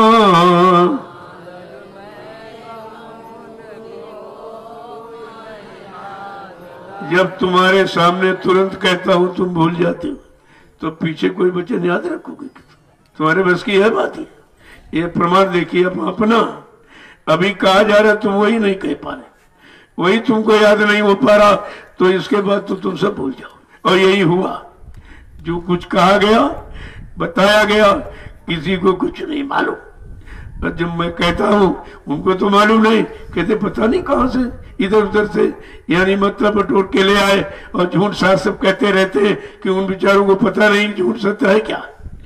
जब तुम तुरंत कहा हुआ भूल जा रहे हो, नहीं दोहरा पा रहे हो, तो हम जानते हैं कि अभी 1 घंटे के बाद तुम सब भूल जाओ क्या सुनाया गया, क्या कहा गया। ये समय व्यर्थ जा रहा। तभी कहा कि सत्संग सुनाते सुनाते कितना समय चला गया, और जीवों का सुनते सुनते चला गया, और लाभ कुछ मिला नहीं। तुमने समय अपना खराब किया, उनका नहीं। वो तो जिस काम के लिए अपना काम करते रहते। तुम मानो न मानो, सुनो न सुनो, करो न करो, ये इस पर वो बैठे थोड़ी है। वो तो जिस काम के लिए आए हैं अपना काम करते रहेंगे, और लेने वाला कोई न कोई जरूर बैठा है, वो ले लेगा। सब तो नहीं ले पाएंगे। कहा सुनने वाले करोड़ों होते, लेने वाले कोई 2, 4 या 10 होते। उनमें से लेकर और लगातार चलकर अपनी मंजिल पर पहुंचने वाले कोई बिरले ही होते। वो बिरलों की पता चल गया कितने हैं। अब आप भी देख रहे हो कि 45 करोड़ चेला थे, ये सब चले कहां गए? क्या इनमें से किसी ने नहीं सुना? किसी ने गुरु को पकड़ा नहीं, गुरु के वचनों को पकड़ा नहीं, गुरु की अमोलक ये चीज नामदान इसको भी पकड़ा नहीं। तब तुमने कुछ जब पकड़ा ही नहीं तो मिलेगा क्या तुमको? और ऐसे यहां पर हो, यहां पर तो वही काम हो रहा, दूसरा काम यहां नहीं होता, वही काम। क्योंकि ये पुनः आदेश हो गया, नहीं भाई एक बार फिर उनको बता दो, फिर जानकारी दे दो। जब जानकारी देने का आदेश तो अपनी तरफ से जोड़ घाट करके थोड़ी कोई बता दिया जाएगा, वो तो वही कहा जाएगा जो असली वचन है। और तब नहीं समझ पाए तो अभी क्या समझ नहीं। लेकिन काम अपना कभी बंद नहीं किया जाता। जिस काम के लिए आए वो अपना काम करेंगे, और जिससे जो काम लेना है उससे वो काम ले लेंगे। हम ये भी नहीं समझ पाएंगे किससे नाम लेना, किससे काम लेना है, उनका काम कौन कर सकता है, काम करने के लायक कौन है। अरे उसी को तो काम दिया जाएगा जिस पर विश्वास होगा। और जिसको जान लिया कि नहीं नहीं ये मेरा ही काम करता है, मेरे सिवा न किसी को जानता है, न मानता है, न पहचानता है, न देखता है, न किसी के पास जाता है, न किसी की सुनता है, काला वो मेरा है, उसी को काम दिया जाता है। आगे क्या कह रहे हैं समझा के, क्या कह रहे हैं कि हुए मन मुख फिरे जग में, हुए मन मुख फिरे जग में, बचन गुरु का नहीं माना।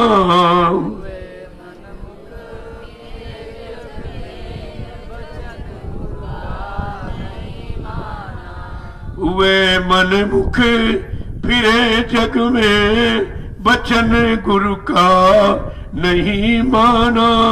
हुए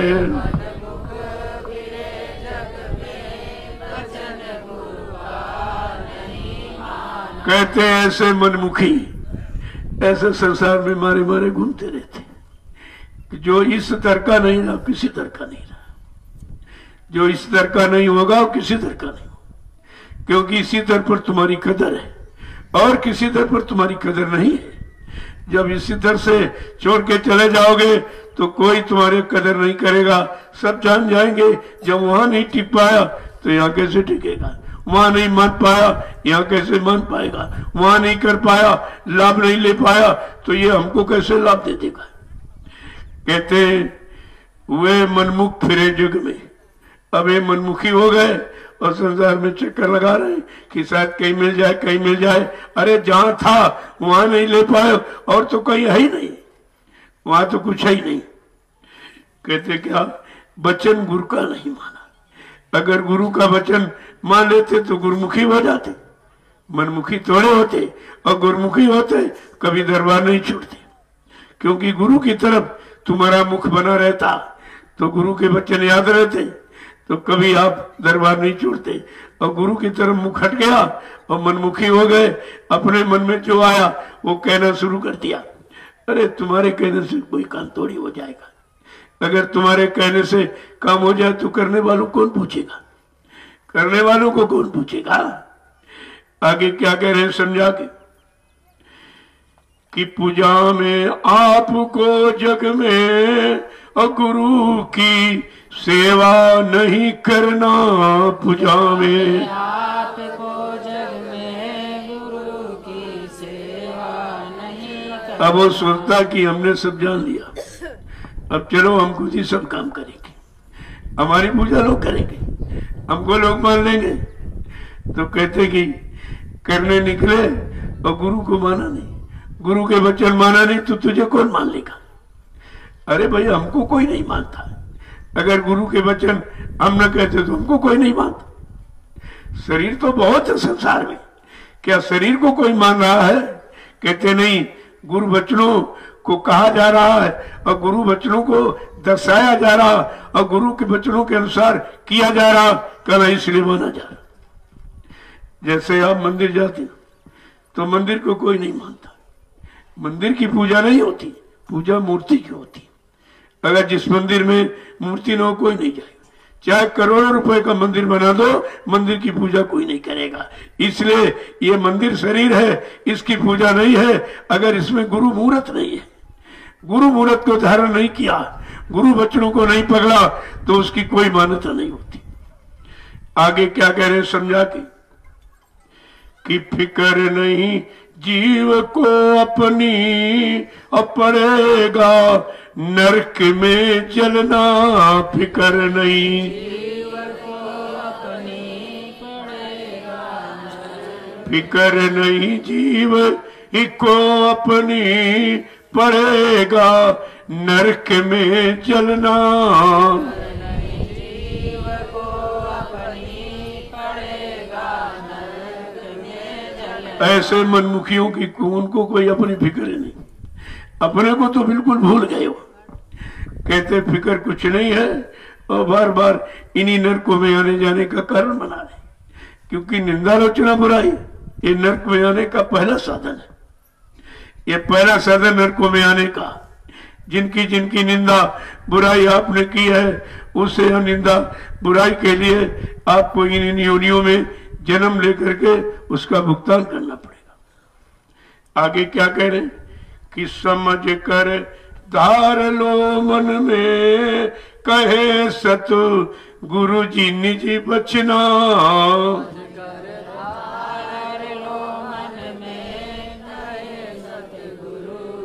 समझ कर धार लो मन में, कहे सतगुरु जी निज बचना।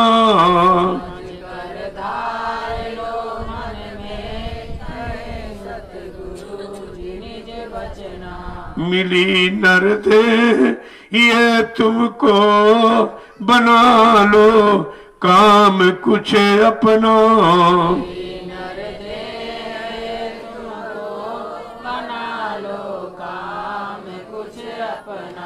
बसो मत आ के इस जग में, जानियो रैन का सपना।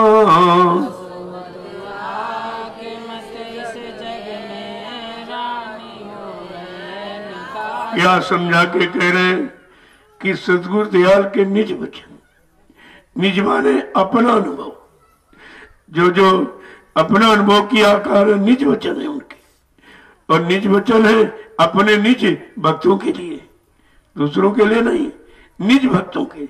निज भक्त कौन है? जो उनकी भक्ति करता, उनके वचनों को मानता, उनके आदेश का पालन करता है, वो उनका निज भक्त है। उन्हीं निज भक्तों के लिए ये निजी वचन उच्चारण कर रहे हैं कि समझ लो और धारण कर लो तो तुम्हारा कल्याण संभव हो जाएगा। लेकिन अगर वचनों को नहीं माना और गुरु वचन धारण नहीं किया तो फिर बनने का तो कोई प्रश्न नहीं उठता, बिगड़ना ही बिगड़ना है। इसलिए कह रहे हैं कि संसार में मत फंसो। संसार के लिए तुम अच्छे वचनों को न छोड़ो और बुरे वचनों को न उच्चारण मत करो, नहीं पर यह तो तुम्हारा आना जाना कभी बंद नहीं होगा। अब ये काल के जीव हैं, अपनी काल की पूरी तैयारी कर रहे हैं और तुम समझते हो कि दयाल के पास आ गए तो काल के जीव के दयाल बन गए। क्या आने से दयाल का जीव बन जाएगा? जब तक दयाल की करनी नहीं, यानी मतलब करेगा, वचनों के अनुसार नहीं चलेगा, वो काल का जीवी चाहे जितने दिन तक दयाल के यहां पड़ा रहे, कभी जीव दयाल का नहीं बन सकता।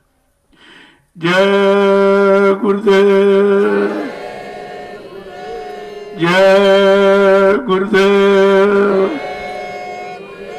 जय गुरुदेव, जय गुरुदेव। नाम किसका? जय गुरुदेव। नाम किसका? प्रभु का प्यारा नाम। अब आप लोग खड़े हो जाइए जरा। अभी खड़ा होना तब तो नहीं मालूम है करेंगे क्या, चलेंगे कब, पहुंचेंगे कब, जब खड़े नहीं हो पाए। देखो यही बात है समझदारी की। अभी ये बाहर का नहीं शरीर में आता, जो शरीर का ये बाहर का काम अभी नहीं समझ में आया तो जीवात्मा अंदर में तो अंदर वाला कैसे समझ में आ गया। शरीर वाला रोज करते हो, रोज कराया जाता और समझ में नहीं आया। तो भी अंदर वाले तो वहां पहुंचे नहीं हो। उसकी तो की तरफ अभी ध्यान है, गौर ख्याल कहाँ आपका, अभी तो बाहर का है। इसीलिए बाहर में आपको सेवा में लगा दिया कि चलो अंदर नहीं तो बाहर ही करो। बाहर करोगे, बाहर से लोग आएंगे, वो तुम तो बाहर का कर रहे हो, लेकिन वो तुम्हारे इस बाहर के काम में बैठ करके अपने अंदर का काम करेंगे। देखिए, समझ देखिए, आप ये बाहर में मकान बना रहे हैं, लेकिन जो आएंगे वो यहाँ बैठ के भजन करेंगे, सेवा करेंगे, वो अंदर का काम करेंगे, आप बाहर का काम करते हैं। तो जब तुमने बाहर का काम किया है तो ये समझ लो, ये बाहर का काम बाहर के लिए अंदर के लिए भी है, क्योंकि शरीर बाहर में है, इसे शरीर को बैठाने के लिए बाहर ये व्यवस्था बना दी गई, लेकिन शरीर जब इसमें बैठेगा तो काम तो अंदर का करेगा। दोनों चीजें समझ में आ जाएगी, अंदर और बाहर क्या है। तो ऐसे थोड़ी किसी काम का निर्माण शुरू हो जाता है। ऐसे तो हिंदुस्तान में कितने करोड़ों मकान बने थे, इसको यहाँ बनाने की जरूरत। और इससे बड़ी बड़ी ऊंची ऊंची बिल्डिंगें 15-15, 20-20 मंजिले की बनी है, लेकिन उनमें ये काम नहीं होगा, ये काम उनमें नहीं हो सकता जो इसमें ये काम। वहां कोई, पहली बात तो कोई जाएगा नहीं, क्योंकि वो बगैर पैसे उसमें रह नहीं सकते, तो वहां कोई जाएगा नहीं। और यहाँ कोई पैसा नहीं, कोई किराया नहीं, यहाँ आएंगे तो बैठ के भजन करेंगे। इस बाहर की इमारत में अपना अंदर का काम करेंगे, सेवा करेंगे, भजन करेंगे, अंदर का काम होगा। तो तुम बाहर तक सीमित मत रहो कि तुम बनवा रहे हो और लगे हो, तुम ही अभी नहीं समझ पाए हो कि हम बाहर के लिए बना रहे हैं, कि अंदर बाहर तो तुम्हारा घर में तुम्हारा मकान बना, उसकी बनाने की जरूरत थी। लोग कहते नहीं भाई, अरे भाई बहुत मथुरा में बना है, यहाँ बनाने की क्या जरूरत। तो हमको जरूरत और न जरूरत तुम समझते ही काम। अगर यही समझते हो तो तुम कहते नहीं। वहां तुमने क्या अपनी जरूरत समझी कभी? वहां बैठकर कितने लोगों ने भजन किया, कितने लोगों ने सेवा की, और सेवा का भजन का असर कितने लोगों में हुआ, ये भी तो आप समझ लीजिए। तो ऐसा नहीं होता, कोई कार्य अनर्गल नहीं होता, अनर्गल कोई काम नहीं किया जाता। कोई न कोई उसमें राज और रहस्य और लाभ देने दिलाने वाला जरूर होता है। अब यह है, कोई न कोई लेने वाला आ जाएगा, वो तो लाभ ले लेगा, वो लाभ लेगा, क्योंकि ये भूमि वो भूमि नहीं है जो तुम सब जगह दिमाग दौड़ा रहे हो। ये 88,000 ऋषियों की तपोभूमि, ये बात क्यों भूलते हो? ये दिमाग से आपको निकालना नहीं चाहिए। इतनी पवित्र भूमि कहीं नहीं है, और जब पवित्र भूमि नहीं है तो पवित्रता और चरित्रता और निर्मलता तुम्हारे में कैसे आ सकेगी? जमीन का भी असर होता है, ऐसा नहीं, उसका भी असर होता है। जब घर में रहते हो तो घर जैसे काम करते हो, यहाँ आए हो तो यहाँ जैसे करते हो। घर जहाँ बना वो भी तो जमीन पर बना, और ये भी जमीन पर है, लेकिन अंतर देखिए आप कितना है, कितना अंतर है। तो जब समझ आ जाएगी, और समझ बचनों से आएगी, और सत्संग तुम सुनते नहीं हो, सत्संग शुरू होगा तो इधर उधर कहते रहे तो बहुत सुना है, कहते बहुत सुना है, हमने कुछ नहीं सुना, बहुत नहीं, कुछ भी नहीं सुना। अगर सुना होता तो तुम्हारे अंदर कुछ भी तो असर उसका होता, और सुना होता तो ये बार बार सुनाने की क्या जरूरत थी? सुना नहीं तभी तो, जब तक बच्चा पाठ कंठस्थ नहीं कर लेता, बार बार उसको सुनाया जाता, बार बार का इसको बार बार पढ़ो, बार बार, और जब तक पढ़ो जब तक याद न हो। ये कागज वाला जब तक इसमें ना आ जाए तब तक पढ़ते रहो, जब इसमें आ जाएगा तो कागज का काम खत्म हो जाएगा। बाहर का काम जब ही खत्म होगा जब अंदर का काम शुरू हो जाएगा। इतनी बात अभी समझ में तो आई नहीं कि भाई क्यों बनाया जा रहा है, इसका मतलब क्या है, और किस काम के लिए बनाया जा रहा। अगर मकानों से काम हो जाए तो मकान तो बहुत हिंदुस्तान में बने, लेकिन उन मकानों में ये काम नहीं है, और उन मकानों में ये श्रद्धा सेवा भाव भी नहीं था। कितने लाख लोगों ने यहाँ मिट्टी डाली, क्या किसी मकान बनाने में ये काम किसी ने किया? किसी ने, और किया होगा तो मजदूरों ने किया, मजदूरी लेकर। उनका भी भाव उसमें सेवा भाव नहीं था, अपना स्वार्थ भाव कि पैसे मिलेंगे चलो मिट्टी डालो या मकान बना दो। लेकिन यहाँ तो ऐसा कोई भाव किसी में नहीं। देखिए इन प्रेमियों की श्रद्धा, इनका सेवा भाव देखिए। तो ऐसा नहीं ये जमीन और सबको बराबर कह रहे हो, ये मकान वो मकान से बराबर हो जाएंगे। पहले समझो तो इसको, जब समझ लोगे तुम अपना भी काम कर लोगे और दूसरों का भी काम करा दो। जब दूसरों का करा दोगे ये तुम्हारा परमार्थ हो जाएगा और तुम्हारा अपना भी काम हो गया। यानी स्वार्थ और परमार्थ तुम्हारे दोनों बन गए केवल समझदारी से। अगर समझ नहीं तो स्वार्थ परमार्थ तो दोनों नहीं बन पाओगे। मथुरा में भी तो आपने इमारत बनाई है, मिट्टी डाली है, लेकिन परमार्थ का भाव खत्म हो गया, क्योंकि वो भाव न वहां रहा और न उस भाव से लोग वहां गए थे। आदेश पालन है तो केवल यानी अंधानुकरण नहीं, ब्लाइंड सपोर्टर नहीं बनना। आपको आदेश में भी आपको आदेश, निर्देश और संदेश तीनों चीजें समझनी चाहिए। ये संदेश किसके लिए हो रहा? कहा जब अपने लिए निजी आदेश मानोगे, संदेश अपने लिए निजी आदेश मानो, और निजी आदेश जब मान लोगे तो तुम्हारा उद्देश्य निकल जाएगा। उद्देश्य कैसे निकलता है? अक्सर लोग कहते भाई तुम्हारा क्या उद्देश्य? तुमने कहा इतनी जल्दी उद्देश्य बताया जा सकता है? जब तक आप संदेश नहीं सुनोगे, उस संदेश को अपने लिए निजी आदेश नहीं मानोगे, तब तक तुम्हारा उद्देश्य नहीं निकल सकता है। तो उद्देश्य पाने के लिए इतना आसान थोड़ी है। जय गुरुदेव, जय गुरुदेव, जय गुरुदेव। नाम किसका? जय गुरुदेव। नाम किसका? प्रभु का प्यारा नाम। जोर से बोले, सब मिल बोले, बोलना होगा अभी से बोले। दुख दर्द हरेंगे, सब कष्ट हरेंगे, सुख शांति भी देंगे। सबके दाता, सबके मालिक, प्रेम से बोले। ये नाम नहीं इंसान का, ये काम नहीं इंसान का। देखो ये भी आपको समझना चाहिए। जितने नाम आज तक उच्चारण किए गए वो नाम अपने तक सीमित थे। उन्हीं का इतिहास बना, उन्हीं का गुणानुवाद लोग कर रहे हैं। उस नाम ने किसी जीवात्मा का कल्याण नहीं कर पाया। नाम की भी महिमा आपको समझनी चाहिए। तभी तो गोस्वामी महाराज ने कहा कोटि नाम संसार में तासे मुक्ति न होए, और आदि नाम जो गुप्त जब वो बूझे बिरला कोई। कहा करोड़ों नाम प्रचलित है भगवान के, लेकिन कोई नाम मुक्ति दिलाने वाला नहीं।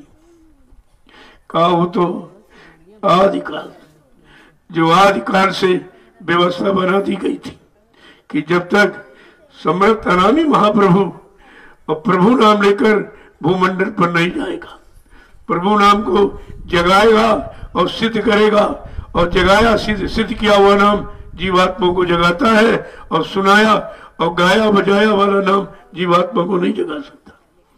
ये भी आपको जानकारी रखनी चाहिए कि हर नाम की महिमा क्या है, हर नाम का काम क्या है। तो ये तो अभी आप सुनते नहीं हो। न उधर के वो नाम पिछले नहीं मालूम, नहीं मतलब न वर्तमान वाला। इसमें भी अगर मालूम होता तो कि जय गुरुदेव नाम प्रभु का है और सर्व सत्ता है और सत्ताधारी यही है, तो क्या लोग दरबार छोड़ के कभी जाते? लेकिन सब भग गए। तो किसी ने प्रभु नाम की महिमा, जय गुरुदेव नाम की महिमा किसने जानी? अभी कहने का मतलब है कि कहना और सुनना तो बड़ा सरल, लेकिन करना और करके लाभ प्राप्त करना उतना ही कठिन है। और हमें आपको लाभ प्राप्त करने के लिए तो ये नाम दिया गया और लाभ अभी प्राप्त नहीं कर पाए। इसलिए मतलब है हमने नाम की महिमा भी नहीं जान पाई कि नाम किस काम के लिए आया है, और उसी अनुसार हमको भी अपने काम करने पड़ेंगे, हमको अपनी रहनी गहनी, हमको अपने विचार बदलने पड़ेंगे, तब हम नाम का लाभ पा सकते हैं। ऐसे नहीं नाम मिलेगा। तो कहा नहीं कि नाम लेत भव सिंधु सुखाई, करो विचार सुजन मन माई। ऐ सज्जनों मन में विचार करो, वो कौन सा नाम है तो दुख के सागर को खत्म कर देगा, सुखा देगा। वो नाम कौन सा? यहां तो दुख का सागर नहीं सूखा, कुछ भक्तों का सूखा। जो पिछले नाम आए उनमें विभीषण का दुख सूख गया, लेकिन रावण का दुख तो चला गया। उसको कहाँ मिला? उसको सुख कहाँ मिला? देखिए, नाम की भी महिमा अलग अलग।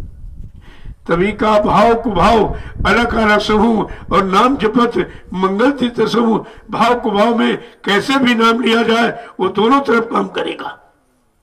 नाम कभी खराब अच्छा नहीं देखता है, नाम कभी भक्त और पापी नहीं देखता है, दोनों का काम करता। वो नाम है, वो नाम असली नाम होता है।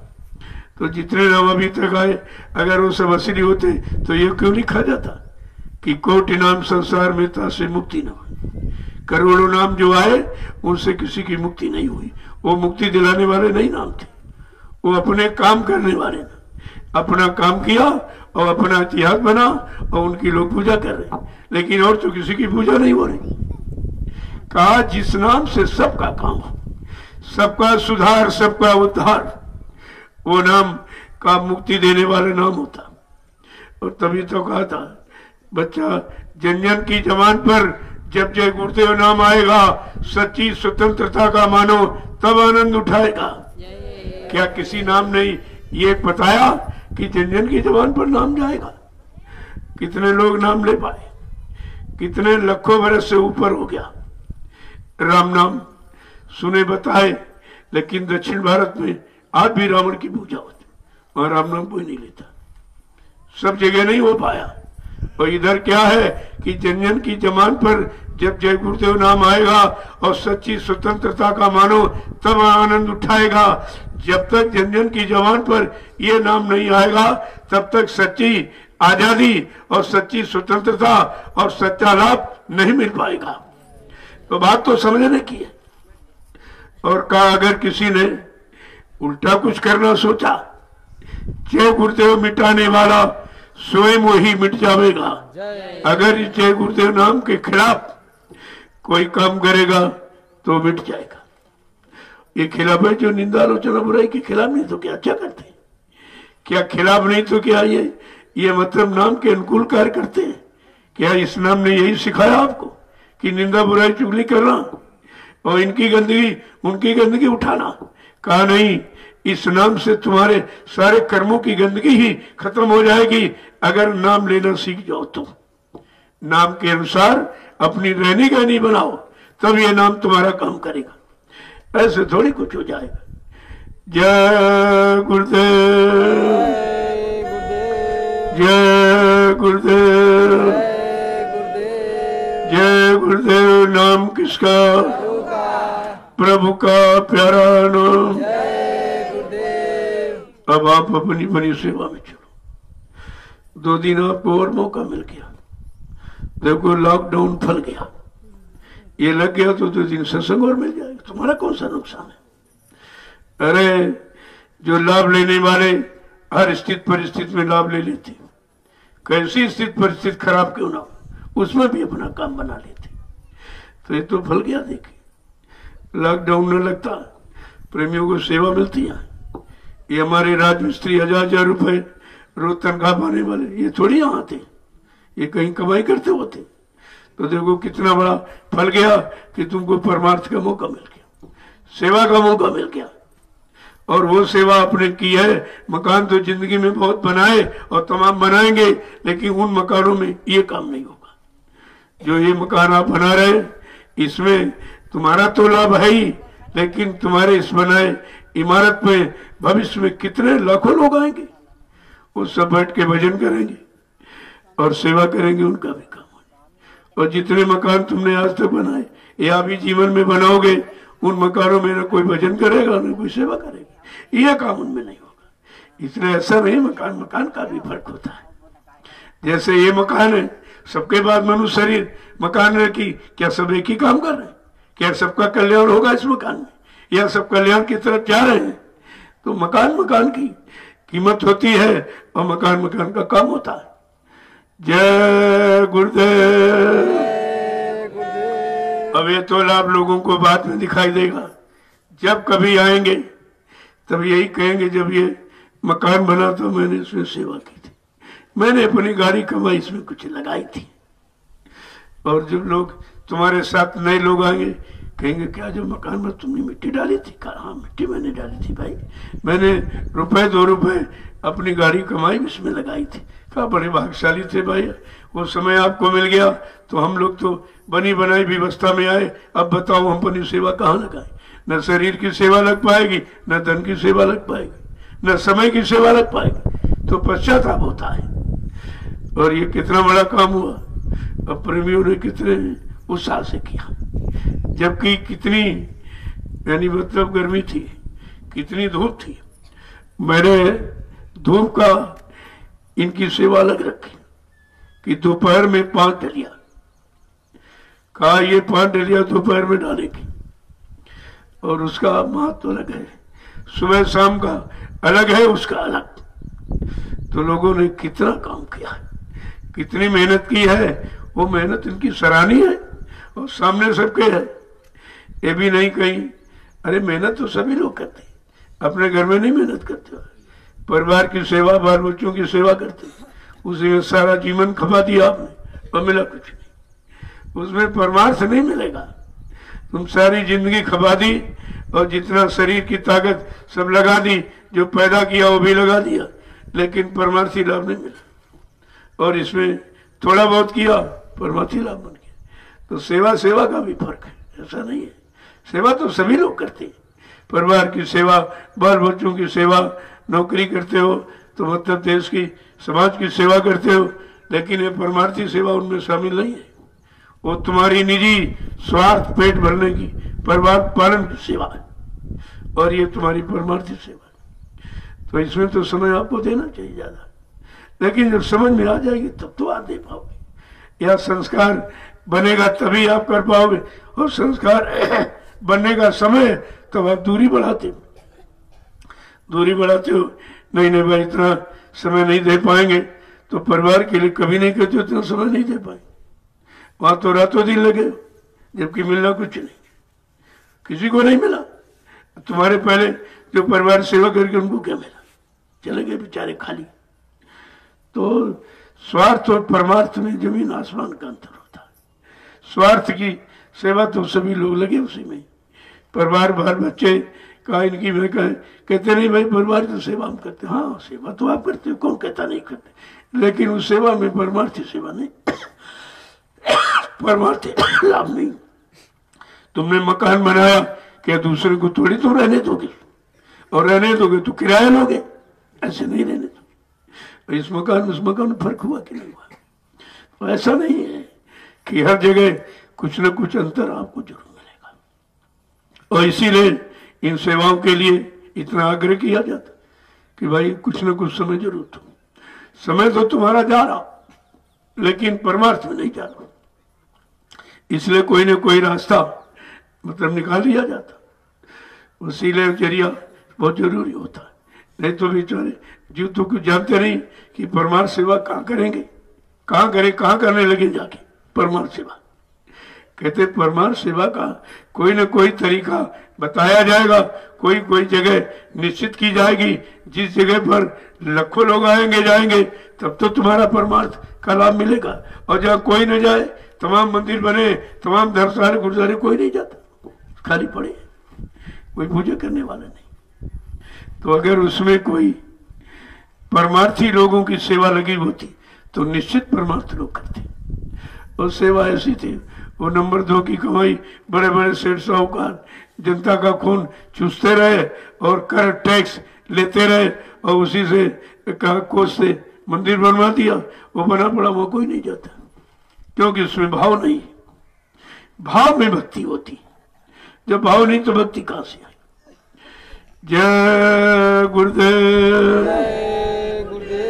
अब आप लोग चलिए, आज कोई नहीं जाएगा, आज जाने का मुहूर्त नहीं आपका, तो यहाँ जितना समय निकल जाए वही तुम्हारा है, और बाकी तो तुम बर्बाद कर ही रहे हो। ये रात दिन बर्बाद ही हो रहा समय, जिसको तुम सच्ची मानता दिए बैठे हो वो समय बर्बाद हो। उस समय वहां खर्च करने से आपको कुछ मिलने वाला नहीं, और यहाँ जो समय आपका खर्च हो जाएगा तो मिलना सब है, तुमको भी मिल रहा है, तुम्हारा बचाव हो रहा। अरे कैसी कैसी बीमारियां आ जाती, उससे आपको बचा लिया गया।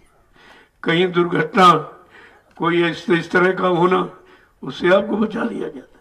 जब कोई रोक टोक की जाती है तो निश्चित को दिखाई दे रहा कि कुछ नुकसान होने वाला, तो आपको रोक दिया जाता है, थोड़ा रुक जाइए, कल चले जाना।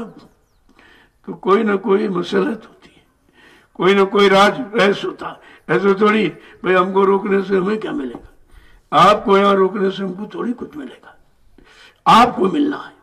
और आपको कैसे मिलेगा वो तरीका बना दिया जाता है। जय गुरुदेव। अब आप लोग चलिए, कोई ना कोई सेवा जरूर मिल जाएगी, उसको आप कर लीजिए, और नहीं तो चुपचाप बैठ के भजन करो, क्योंकि घर में तुम भजन भी नहीं कर सकते। गृह कारज नाना जंजाला, गृहस्थी में इतने जंजाल है, वहां भजन कैसे कर सकते। और यहाँ तुम्हारा कोई जंजाल नहीं है, सारे जंजालों से अलग होने की यहाँ व्यवस्था है। यहाँ जंजाल में फंसा नहीं जाता। जंजालों से कैसे निकलोगे, तो बिना सेवा के तो कोई निकल ही नहीं सकता। वैसे भजन से निकल सकता जी, लेकिन भजन कर नहीं सकते, मन आपका साथ नहीं देगा, तन मन कुछ भी साथ नहीं देता, तो भजन तो नहीं हो पाएगा। कहा चलो सेवा में लग जाओ, जो समय तुम्हारा यहाँ निकल जाएगा वही तुम्हारा है, और बाकी तो तुम्हारा जा रहा। रात दिन सुबह शाम में तो समय तो आप घुमा रहे हो, कर क्या रहे और नुकसान कर रहे हो। और वही समय यहाँ लग रहा, यहाँ समय की तुलना उस समय से कीजिए, तुम्हारी समझ में सब आ जाएगा। भाई वहां तुम अपने इच्छा अनुसार 8-9 बजे लग सोते ही रहते, यहाँ 4 बजे घंटा बजेगा कि भाई जगना जरूर है। देखिए जगना जरूर है, और जगना तो करना क्या, भजन करना। अगर वहां जग भी गए तो कहते जल्दी चलो कुछ काम और कर लेंगे, तो वहां काम की बात है, काम दाम की कमाई, लेकिन नाम की कमाई वहां नहीं लागू भाई, वहां दाम की कमाई लागू, या नाम की कमाई लागू। घंटा संग बजा, फिर उठ के बैठ गए और 1 घंटे आपने बैठ के भजन किया। चलो 1 घंटे में 10-15 मिनट तो किया है, पूरा समय तो नहीं दे सकते हो, लेकिन जब रोज इसी तरह से आदत बना दी जाएगी, आदत ही इबादत बताती है, इबादत आदत ही सिखाती है। जब कोई आदत बना लो, मान लो 4 बजे जगने लगे, तो धीरे धीरे कहोगे अरे 4 बजे जो जग रहे हैं, चलो कुछ भजन ही करें बैठ के, धीरे धीरे आप करने लगोगे। तो यहाँ के रहन सहन और घर के रहन सहन में अंतर है, यहाँ के काम घर के काम में अंतर है, यहाँ की सेवा और घर की सेवा में फर्क है, ऐसा नहीं। और घर के भोजन, यहाँ भंडारे के भोजन में अंतर है, यहाँ सब आपको अंतर ही मिलेगा, क्योंकि तुमको अंतर कराने के लिए ही तो तैयारी की जा रही। किसी तरह तुम बदल जाओ और तुम्हारा ये खान पान और तुम्हारा ये सोचना और समझना करना कराना सब बदल जाए, यही तो परिवर्तन की निशानी है। और परिवर्तन क्या हो, कोई सर नीचे पैर ऊपर थोड़ी कर दिए जाए। परिवर्तन का मतलब ये नहीं है केवल विचारों में, तुम्हारी सोच में, तुम्हारे भाव में, तुम्हारे खान पान में, तुम्हारी रहनी गहनी में ये परिवर्तन करा दिया जाएगा, और परिवर्तन देखने के लायक आप बन जाओगे। जय गुरुदेव।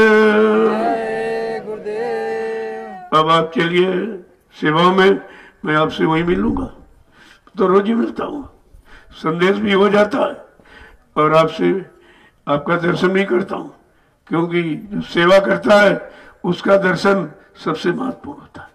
बाकी दर्शन तो कुछ नहीं, बाकी तुम क्या दर्शन करो, अरे दर्शन तो सेवा का हो।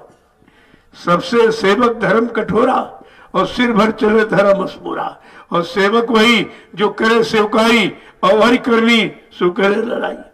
कहना सेवक वो है जो सेवा करे, ये थोड़ी है कि निंदा चुगली बुराई, ये लड़ाई झगड़े वाला काम कर रहा, उसे सेवक मानेंगे आप। तो अभी तो सेवक की परिभाषा नहीं मालूम कि सेवक की करनी क्या है, सेवक किसे कहा जाता है, कौन सी सेवा करने से लाभ मिलता है, कौन सी सेवा करने से नुकसान। अब मेहनत बेचारे रात दिन कर रहे तो निंदे बुराई में जुटे पड़े, वो भी तो मेहनत कर रहे, लेकिन वो मेहनत किस काम की, वो सेवा किस काम की, वो समय खर्च कर रहे किस काम का, वो शरीर और समय की ताकत बर्बाद कर रहे किस काम में, बनने में कि बिगड़ने में। कि बिगाड़ने में? कोई किसी को नहीं बिगाड़ सकता, अपने को बिगाड़। अपनी आदत, पहले जब मन खराब करोगे तब किसी की बुराई कर पाओगे। सबसे पहले तो मन ही खराब कर दिया, तब तुम बुराई की और मन खराब किया, उसकी सजा अलग, और बुराई करोगे उसकी सजा अलग। तब सजे सजा तो तैयार किया। जय गुरुदेव,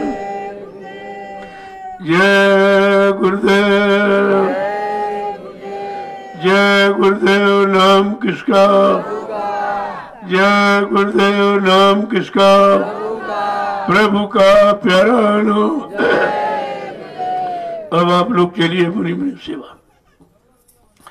कोई विशेष जरूरत से तो आ जा ही नहीं सकते, लॉकडाउन है 2 दिन में आजकल। कोई विशेष इमरजेंसी है तो मैं मिल लेता हूँ, वहाँ लोगों से मिल लिया जाता, ऐसे नहीं है। लेकिन अब एक एक 2-2 करके आते रहोगे, पूरा दिन खराब करोगे, मतलब कुछ नहीं निकलेगा। तो मैंने एक सामूहिक आपके दर्शन करने का समय बता दिया, वहाँ 6 बजे आपसे, और वहाँ संदेश भी हो जाएगा और दर्शन प्रसाद दोनों काम आपके हो जाए।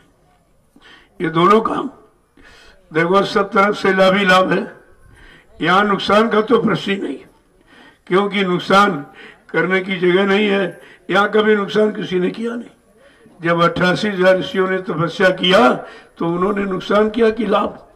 ये लाभ के लिए भूमि बना दी। कहा तपस्या तो कर गए वो, लेकिन इस तपोभूमि का लाभ कौन लेगा? वो तो गोस्वामी महाराज, तो संत महापुरुषों को मालूम। तो संत गोस्वामी जी महाराज ने रामचरितमानस के उत्तरकांड में लिख दिया, इस नैमिषारण्य की तपोभूमि का लाभ किनको मिलेगा? तीर्थवर नैमिष विख्याता अति पुनीत साधक सुखदाता। ये नैमिषारण्य तीर्थों का तीर्थ है और ये अत्यंत पावन पुनीत 88,000 ऋषियों की तपोभूमि है। यहाँ जब कोई साधक आएंगे, कोई साधना करेंगे, कोई पंडा पुजारियों के लिए नहीं लिखा था, कहा जब कोई साधक आएंगे उनको सुख शांति मिलेगी। ये सुख शांति उनको मिलेगी जो यहाँ साधना करेंगे। कितने युगों की बात ये अवसर मिला, लेकिन वो असर खत्म नहीं हुआ।